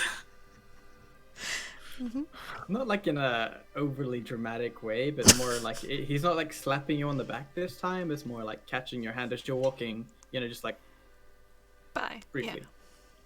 Yeah, just quickly, but she's like somewhat caught off guard because you usually always like tap people on the shoulder. Yeah. Guidance. Guidance. And she's just gonna see if Holtz is busy right now. All right, you head off in the area that he left. You find yourself at this wagon over here, where you can hear the muffled sounds of these 3 men conversing to each other. I would assume that means that they're busy. What, you can knock? How do you know?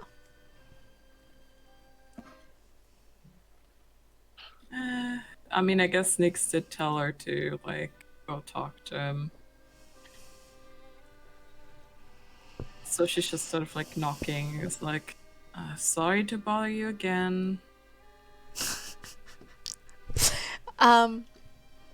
Door is opened by Luvash, who looks a little bit surprised at seeing you. And you got like Aragal and Holt sitting on like 2 chairs inside of this wagon. This wagon is a little bit of a mess. The outside seems really nice. There's like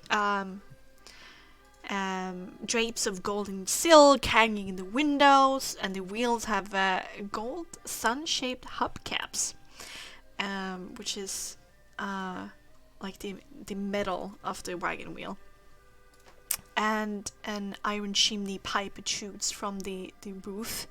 But inside it's quite a mess. It seems like Luvash is not really taking care of his home when he's distraught. But Holtz immediately stands up, having to lean down, of course, because of the not that high roof that is inside of these wagons, and it gives you a smile and says, Lady Lyria, I was gonna find you soon. Just a person I wanted to talk to. I need your charm tomorrow when we approach the Vallaki gates. I'm sure that your smile and your noble presence will help give some gravitas to our side.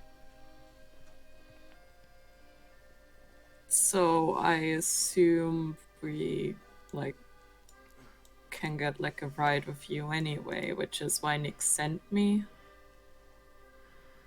You can have a ride with me if you want to.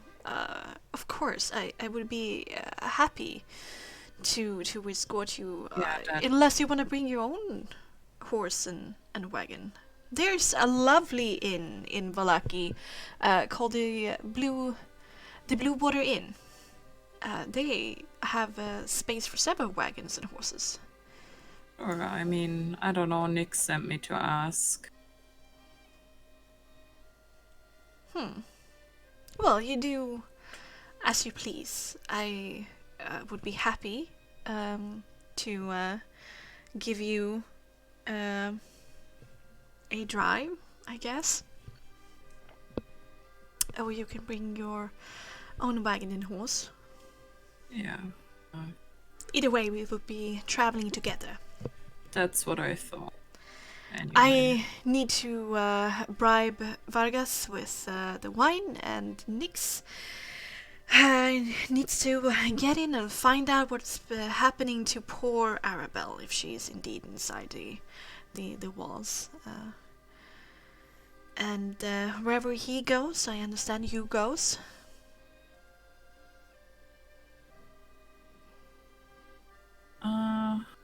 I mean, yeah.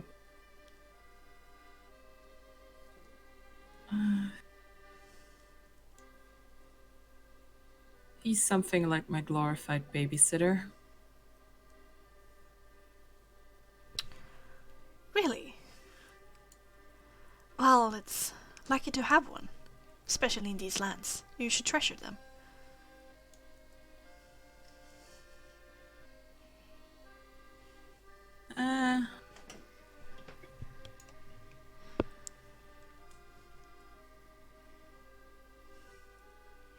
Anyway, I think we should be bright up at dawn.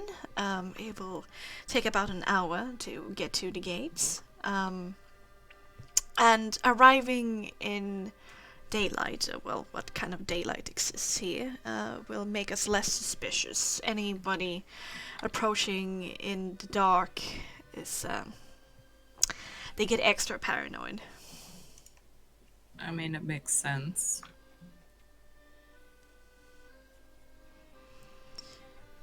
Yeah. Well, he might be a racist, paranoid husk of a man, but he is not stupid, no.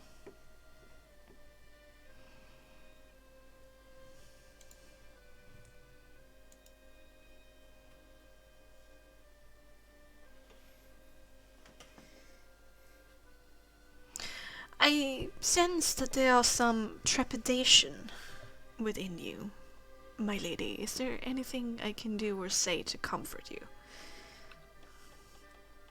I'm all right.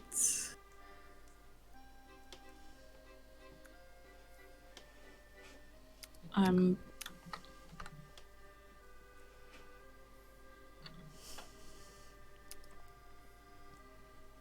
okay. All right. I'm relieved to hear that.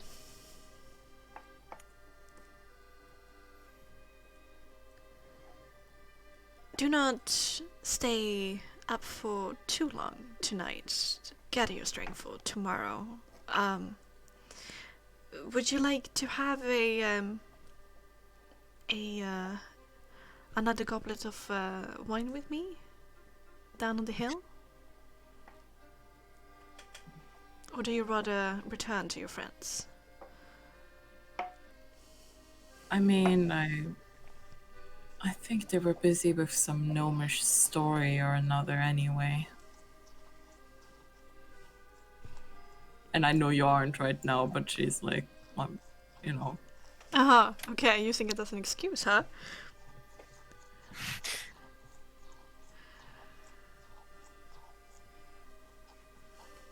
She's just not too sure she wants to hang out with Nix right now. Whoa, okay. I don't know, just because in general, like, she's still somewhat upset that he disappeared just to get fucking laid. I mean, wouldn't you?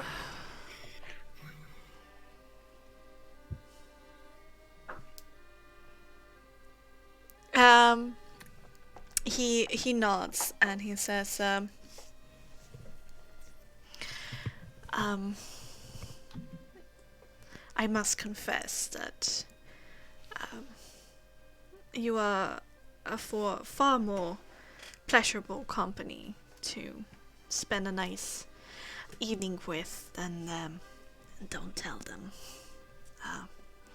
The very serious Vistani inside. It's no judgment, but both of them are dealing with quite a lot of grief, so I'm happy to be liberated by such a fair maiden from such an atmosphere. I think a lot of people are dealing with a lot of things right now.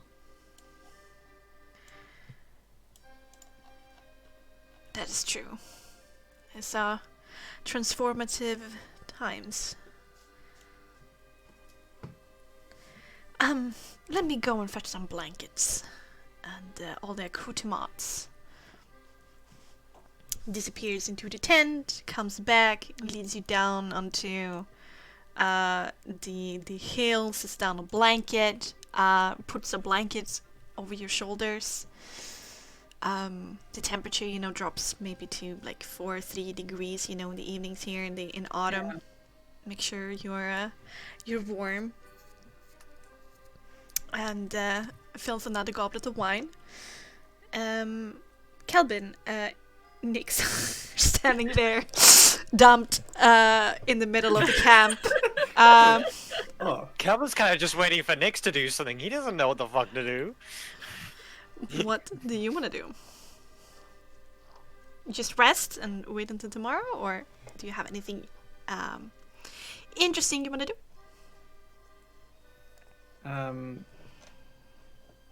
Asphoda's busy making sausage. Illyria's occupied. Nix looks down to Kelvin and says, well, best we be prepared for the journey ahead as much as we can. Arigal did give me some little extra coin. Might contribute towards a couple of things, and I believe Illyria said there was a shop. I don't know if it's still open. Maybe we can acquire some things that might be useful, especially in a urban setting. It is difficult to get around without a little bit of equipment. What do you say? Sounds like a better idea than I had. What was your idea, Kelvin? Sleep.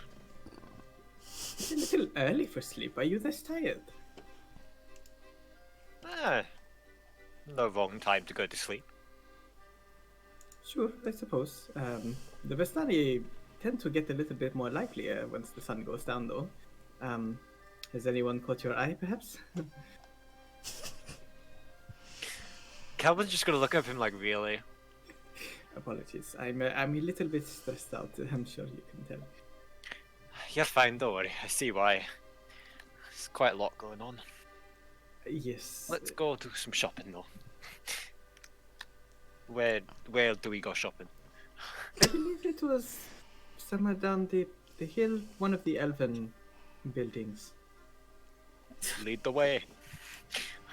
Nick doesn't know, but he's gonna Mm-hmm. take a very confident stride, regardless.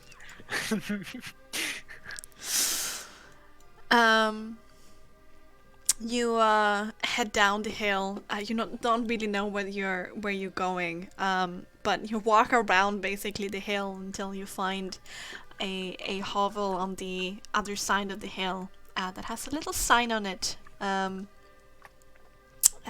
with a quiver with 3 arrows. Seems promising. Compared to the others, pushes in through the door. Calvin Opening. followed right through. All right. Okie dokie.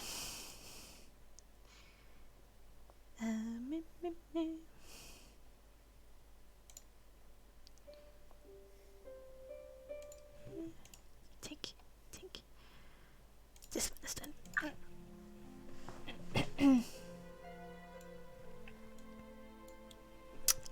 You step into a small wooden home, heavily decorated.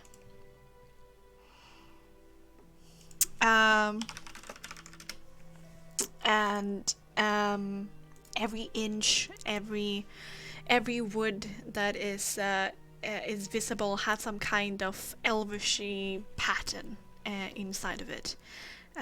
There's also a large work area besides the basics, a place to eat, a place to make food, a place to be comfortable during a trance. But along this work area, there are tools for fletching and leatherwork and woodwork, and all items are in the right place, in an efficient layout, and it's very tidy and clean. And a surprised, kinda short elf with black hair looks up to you, entering with a surprised look on his face and a carrot in his mouth.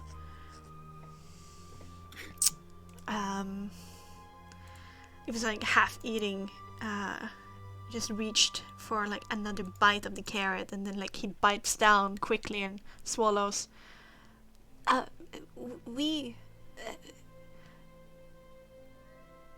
Good evening. I believe we're in the right place. We're looking for some kind of shop of some sort.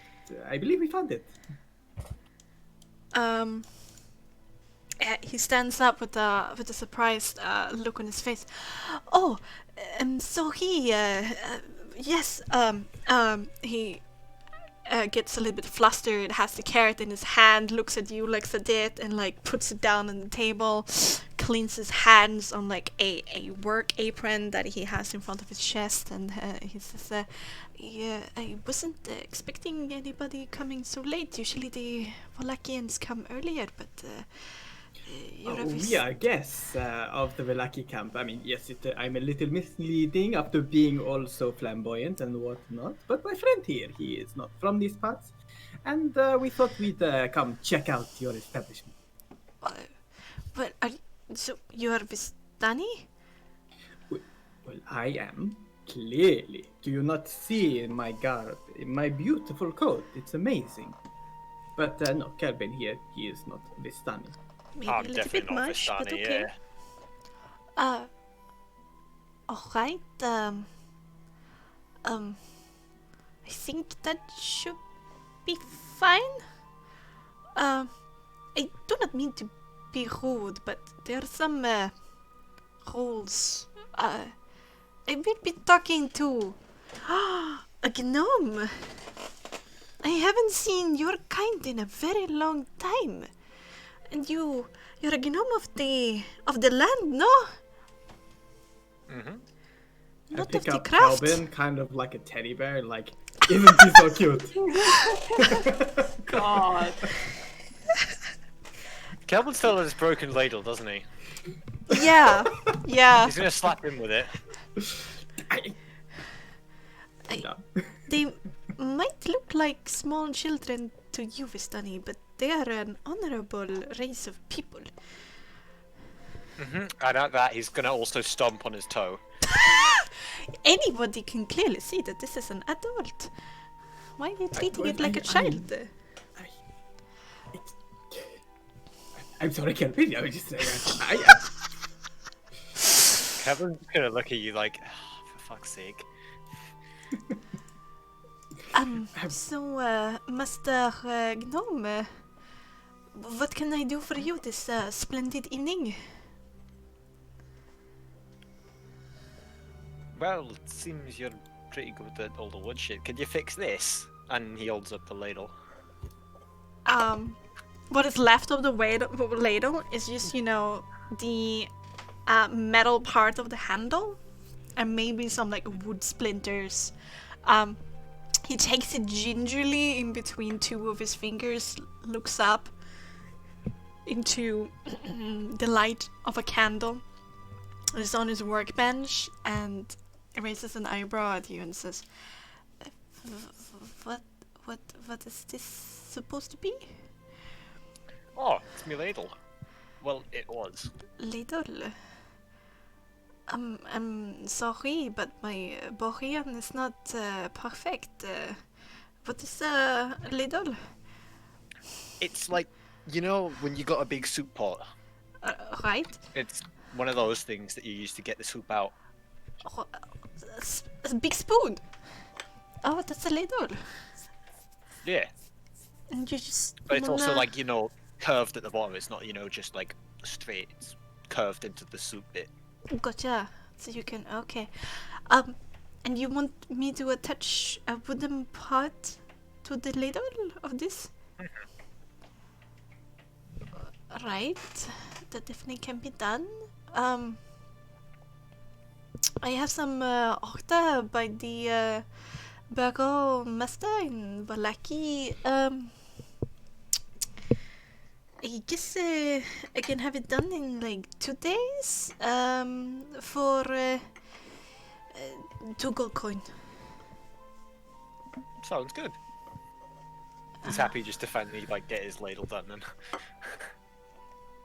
All right. and he hands over 2 gold. Oh, I take 1 gold now, and you bring the rest later. And let me write a quick receipt. He makes like a little order in like really like overly done nice like fonts, all circles and pizzazz, you know, almost to the point where you can't A real see. person of his trade. Yeah. Perhaps if you're getting the Whatever interest it to is, have a ladle made up for you, Kelvin, why not make it a little bit more embellished?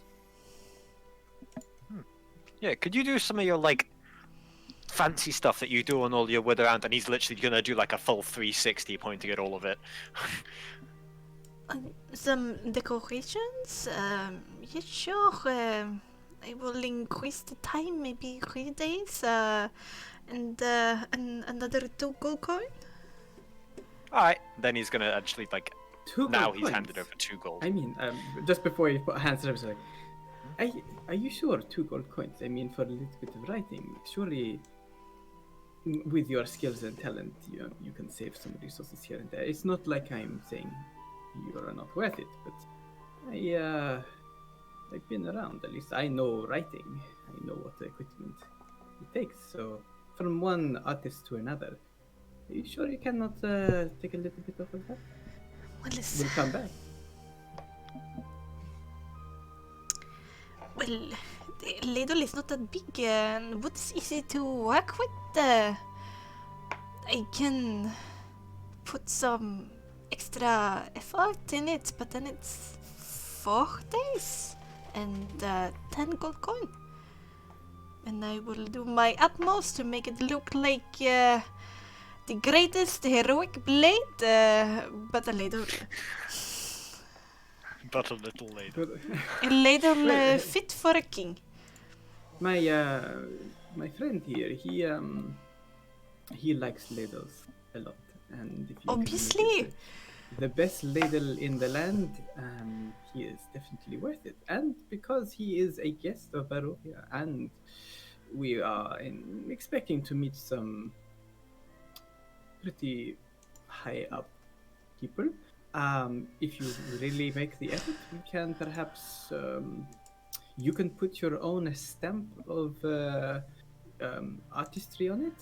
Maybe get your name a little bit more well known for you. Maybe we come up to some sort of arrangement, advertisement, perhaps. He shyly puts a few strands of his hair behind his pointy ear and says, with due respect, I'm doing all right. As I said, I'm working sometimes directly with the Burgomaster. I have an order for him right now. I'm Really? well known in these parts. Oh, well, forgive me, for I did not know you were so well known, so clearly not as well known as you thought, but nevertheless, I'm... what?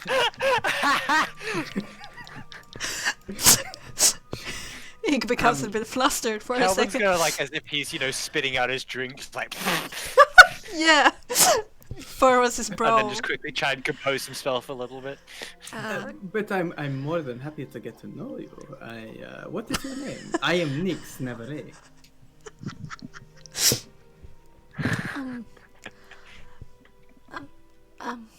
Seligal.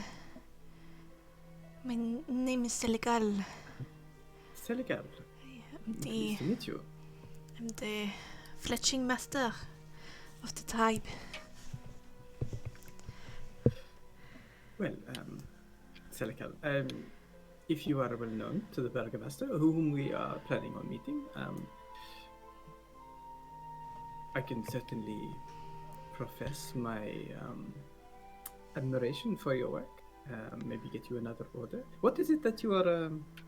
What is it the Burgomaster has on order? Mostly arrows and hot boats and quivers for his city guard.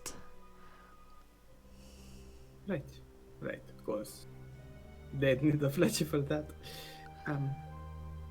I sometimes also do leather armor, but it's not on the same level as my fletchling and boyering. Right, well. And ladling, obviously, now. Well, I do have some skills with carpentry. To be honest, Casimir is the best among us when it comes to carpentry. What I can do though well, if for you don't want a coin, that's fine. And come on, Kelvin, clearly he doesn't want a coin. What? I am just trying to give you the best work and give you your coin's worth. But if you're looking for something special and have the coin for it, I can enchant it. Really? Well, I mean, if it is going to be the fanciest in the land, what do you have? Sorry, Kelvin, this is more you. I don't personally care about it. I'm just trying to help you get the best deal. I'll be over here admiring the Elvish works. You go ahead. You choose.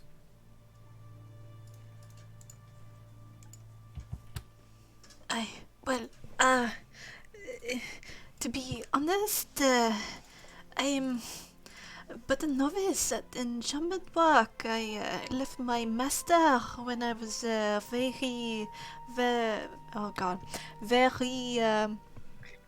young.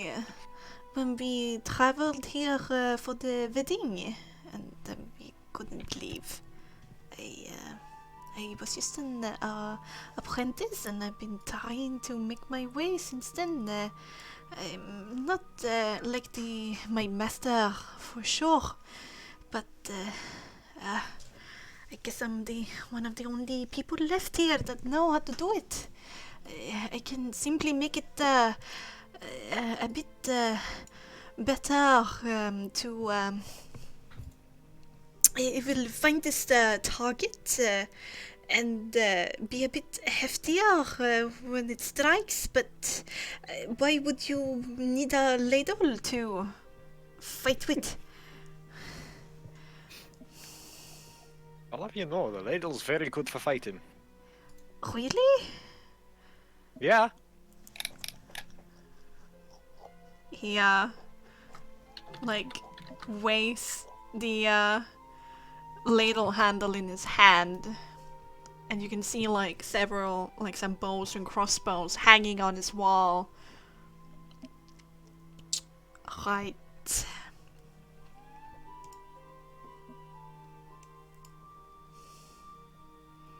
If you say so.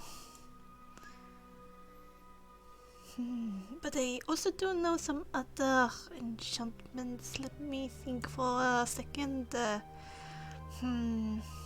I can make boots quiet. I can make a quiver more um,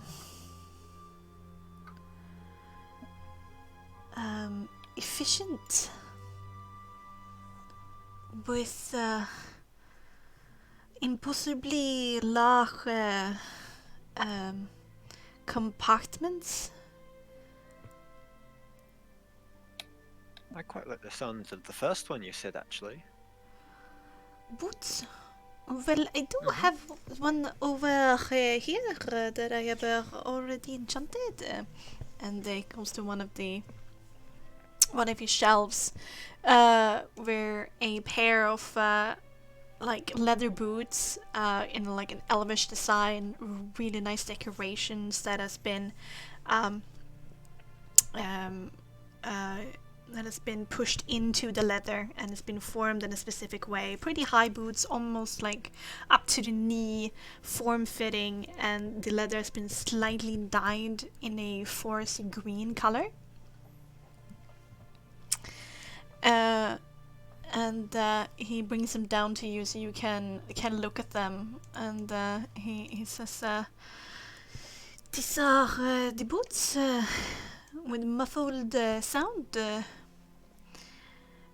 Considering the time and getting the souls enough for this, there was a lot of wolves. It will be 580 gold coin."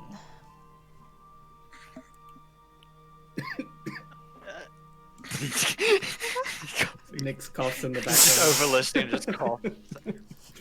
Kelp's gonna be like, I think I'm good actually. If those, yeah. Could I just stick with a ladle, to be honest?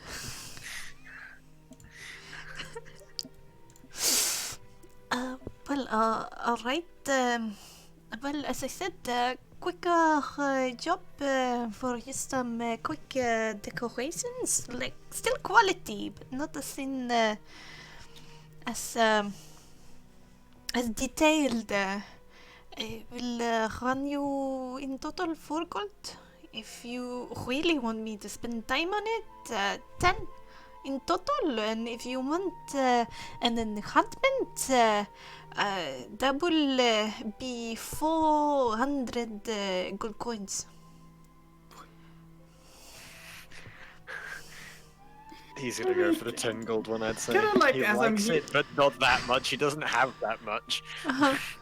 There's Can nowhere like near Nick's that like much. over here, and Yeah, like yeah, is something wrong with this guy? Like he's like coming up with these wildly out of like scope prices.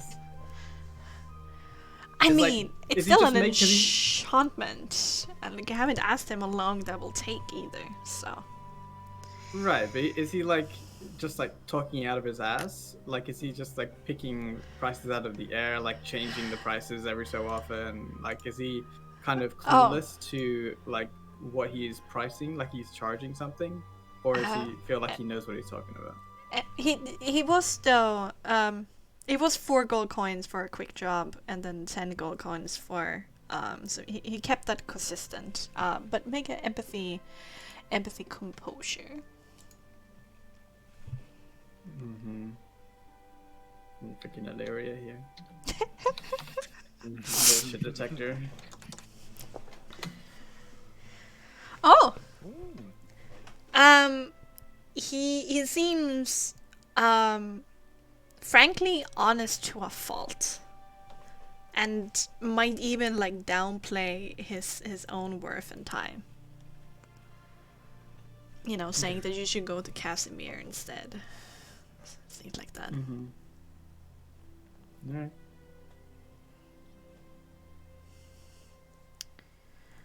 Did you decide what you wanted, Kelvin?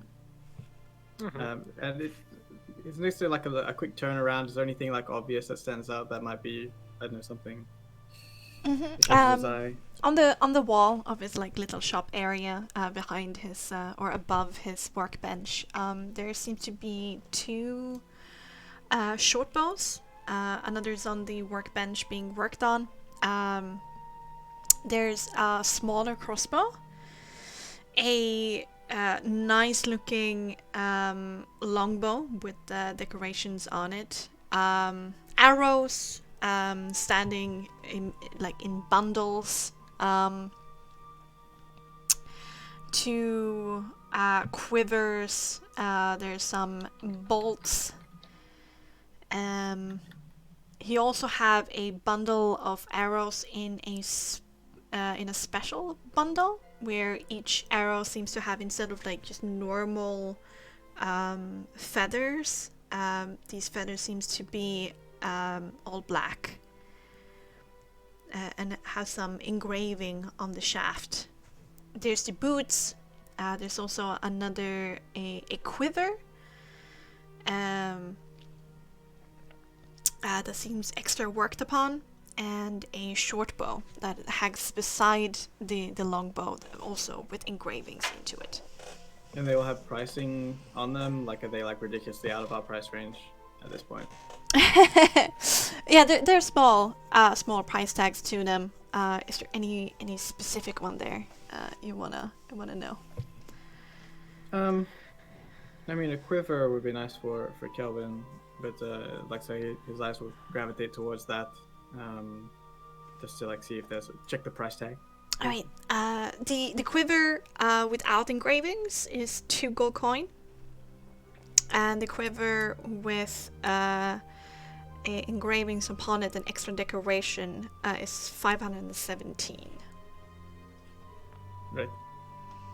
Well, he already has a quiver, so don't need it now. But good to know the prices for magical items. Yeah. So you don't get scammed out of another. Well, yeah, if he's like, if I've felt like he is talking truthfully, like to use those as a benchmark, because when we're in Barovia village, we had a guy who was like having wildly expensive carts and stuff like that. So it's good to have like a benchmark. So at least that's good information. But he just like turns to Calvin and says, "Well, have you picked it out?" Mm-hmm. Right, And he seems very happy with himself. All right. What can you do? You get the receipt from Salagal, basically like a promise. So do you go for the 4 gold coin one or the 10 gold coin? The 10. He's going The 10. expensive. All right. So 4 days. Philanthropist. I don't know. Fancy little. Yeah. More fancy than your fucking cloak, bro. All right. So he accepts Yeah, 5. Mother made me this He accepts 5 now and instructs you that 5 upon completion, and when you're satisfied, and you get a little receipt full of like like Elvish scribbles almost, that details like what you have agreed upon. Yeah. With his little stamp at the bottom, the quiver with the 3 arrows. Alright, I will do my best. I hope you Thank will you. be satisfied. Right, Well, maybe we'll Asphodel find it.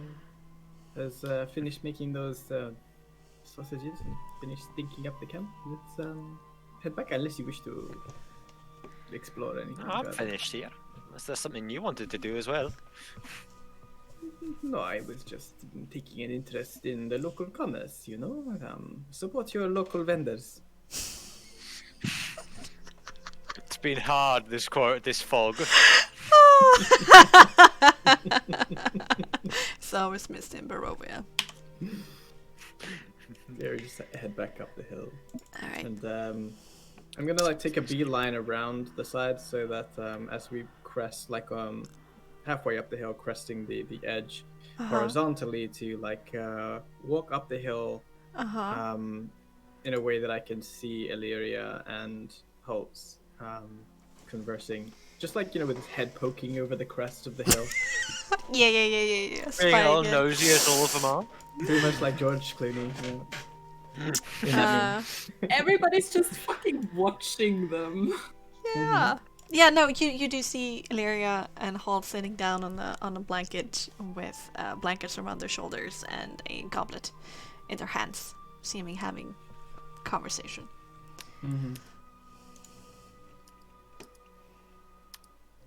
Mhm. I'll tell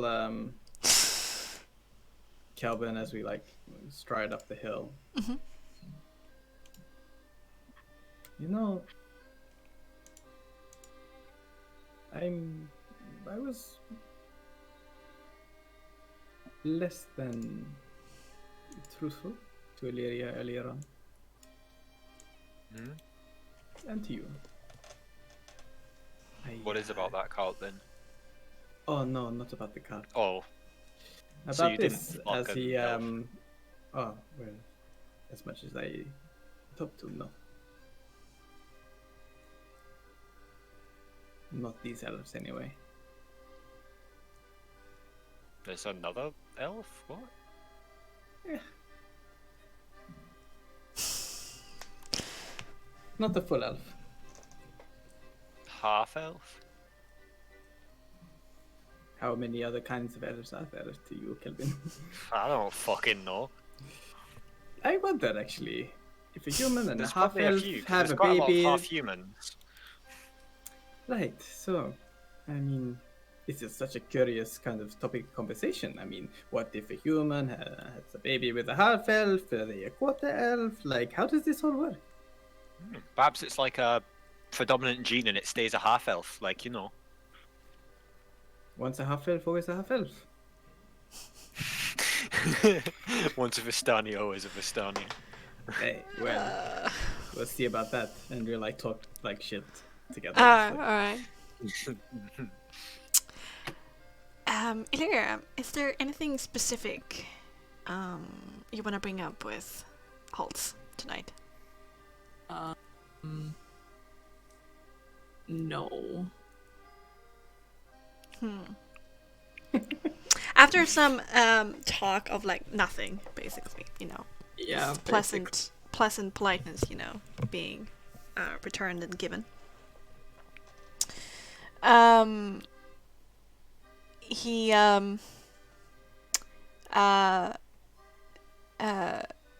puts some strands of his hair behind his ear, and he says, "You know, I feel a little bit on the back foot.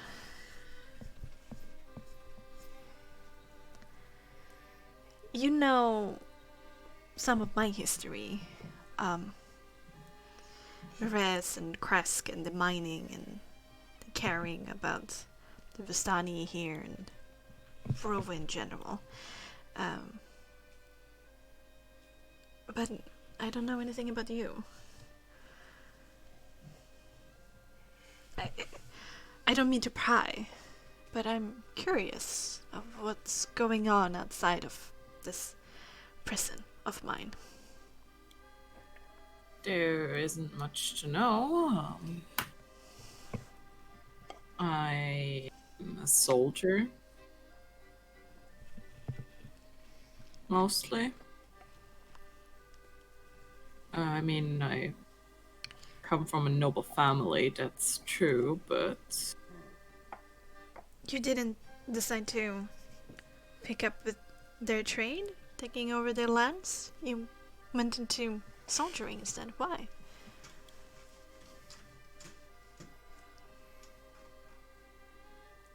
I don't know, I guess it was something that I was able to, a choice that I was able to make for myself, you know?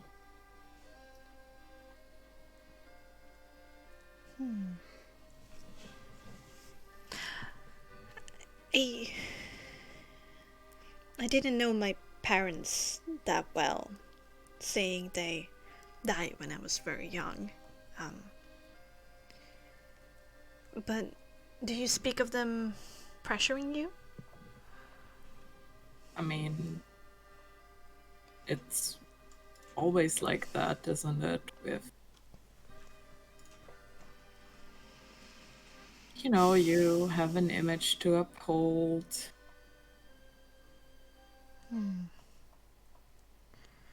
Well, I certainly tried to make my father proud when I was a little boy. I always sought his approval, tried to be like him, tried to live up to his reputation and image after his death. And I take pride in our heritage of what we have done and what we symbolize. Do you not? For your family? I mean,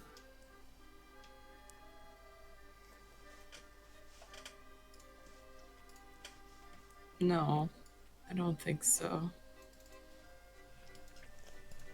My parents are both powerful spellcasters, and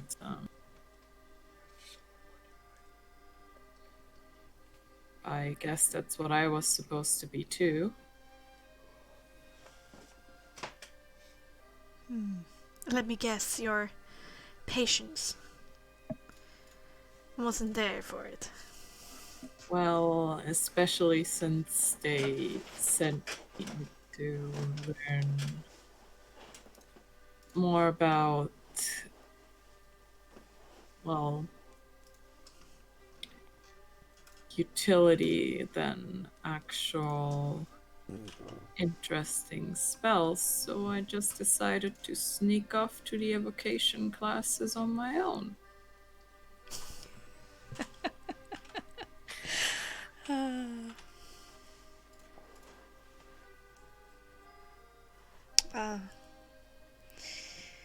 You remind me of somebody of my youth, so uncannily. But thank you, for telling me. Is it a exciting place outside the mists? I mean, define exciting. Well, more than this. I guess there is more. I mean, it's not hard to be. No offense, it's not hard to be a better place than this. Do not worry.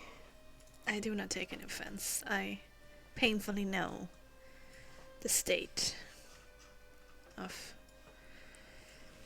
Barovia. Oh, I wish to see it one day. Well, the Protectorate is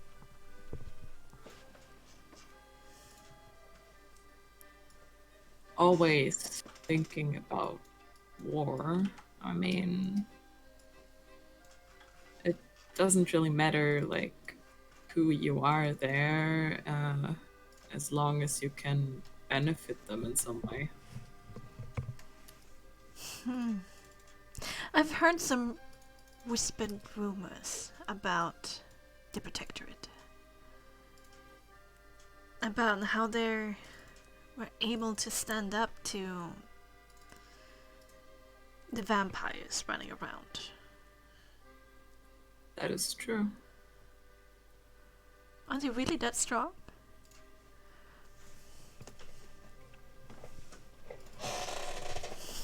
Well, so far, the Protectorate stands.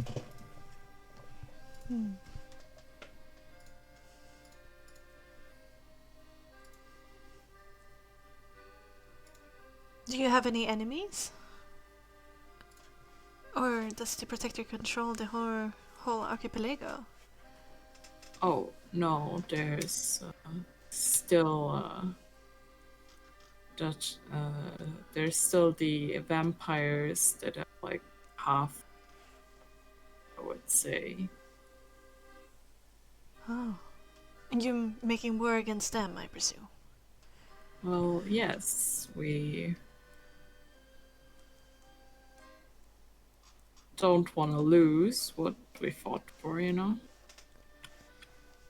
And you joined that army to fight against that vampire threat? That and because I wanted to, you know, have a big fuck you to my parents. He raises his eyebrow at that. Our vibe with this. She just looks at him and is like, what? That's very bold of you.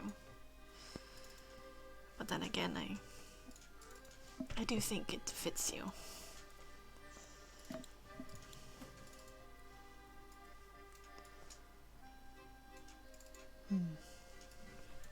And then you have some more, pleasant conversation with each other. Yeah. Maybe she talks some more about like protectorate Oh, and alright. like just some more tidbits about the shenanigans she got up to when she hung out with the kids from a vocation class. Gotcha. He seems really interested in what you have to say. Really holds on to like any like tidbit of how the outside world is like. At some point during this, I would like to ask her something. All right, sure, go ahead. Because she's like, so, can I ask you something? Anything. You seem very sympathetic towards Strahd.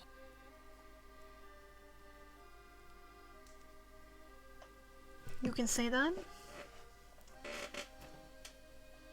I know it's not that popular, but it is my opinion.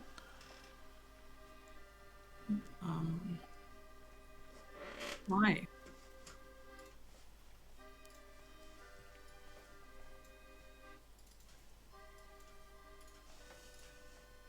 I mean, no offense, but he doesn't seem like the best person.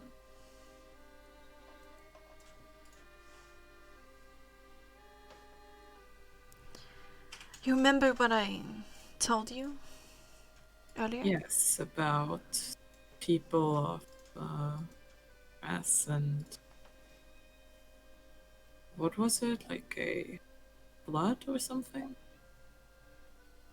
Yes. A great tidal wave that swept away most of the village. It's a swamp now. Unlivable.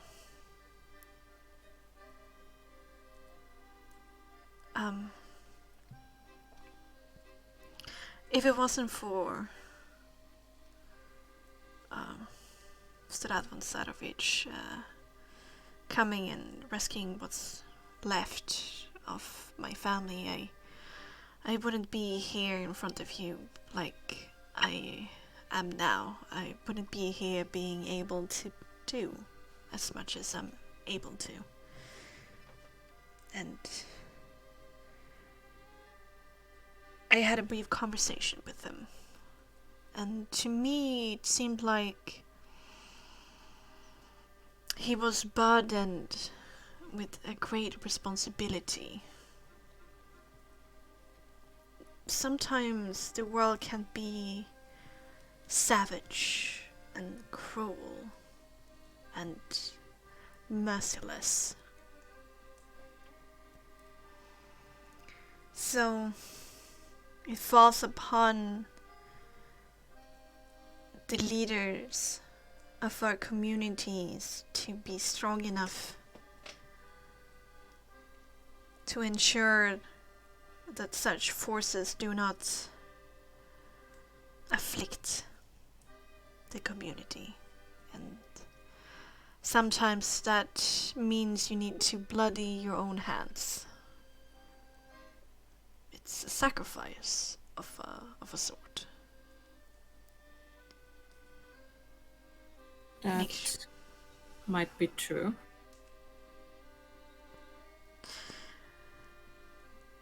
And he seems also burdened with centuries of loneliness, of being misunderstood and afflicted by this curse.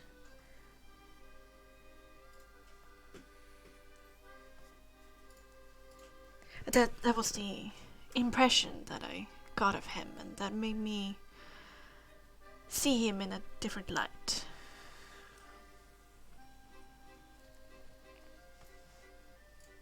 Well, not that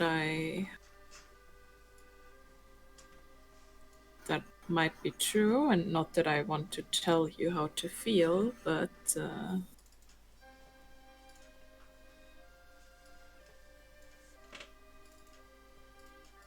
I did see him kill a friend right in front of me.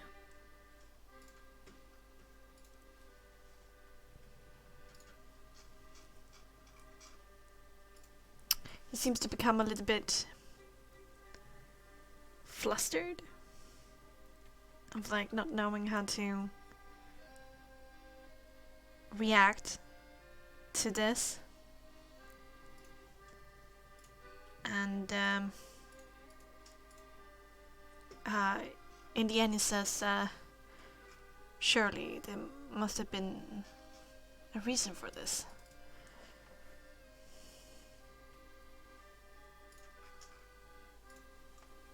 She stood up to him. For me.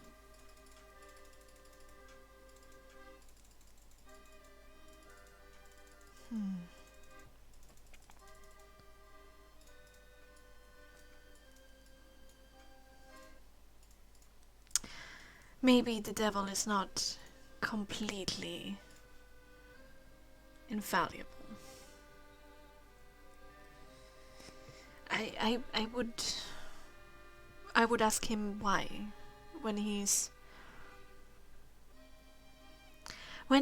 dealt with me and the rest of my family that survived. He was very demanding, authoritative, in control, acting like a proper warlord. But when I spent time with him alone, with no prying eyes that would see vulnerability as a weakness, that was when I could start to get to know him as a man and not a warlord. If you get the opportunity, I would ask him what his reasons were. I'm sure there must have been a reason.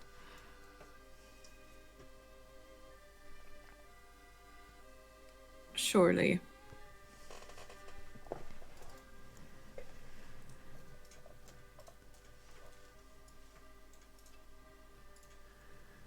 But I'm sorry. That must have been harrowing.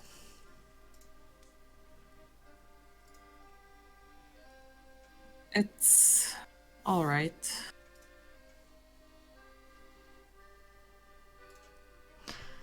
Another glass. Thanks.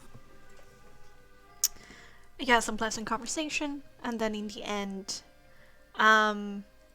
you leave each other's company. He wishes you good night, bows, kisses your hand before you leave, thanks you for the night,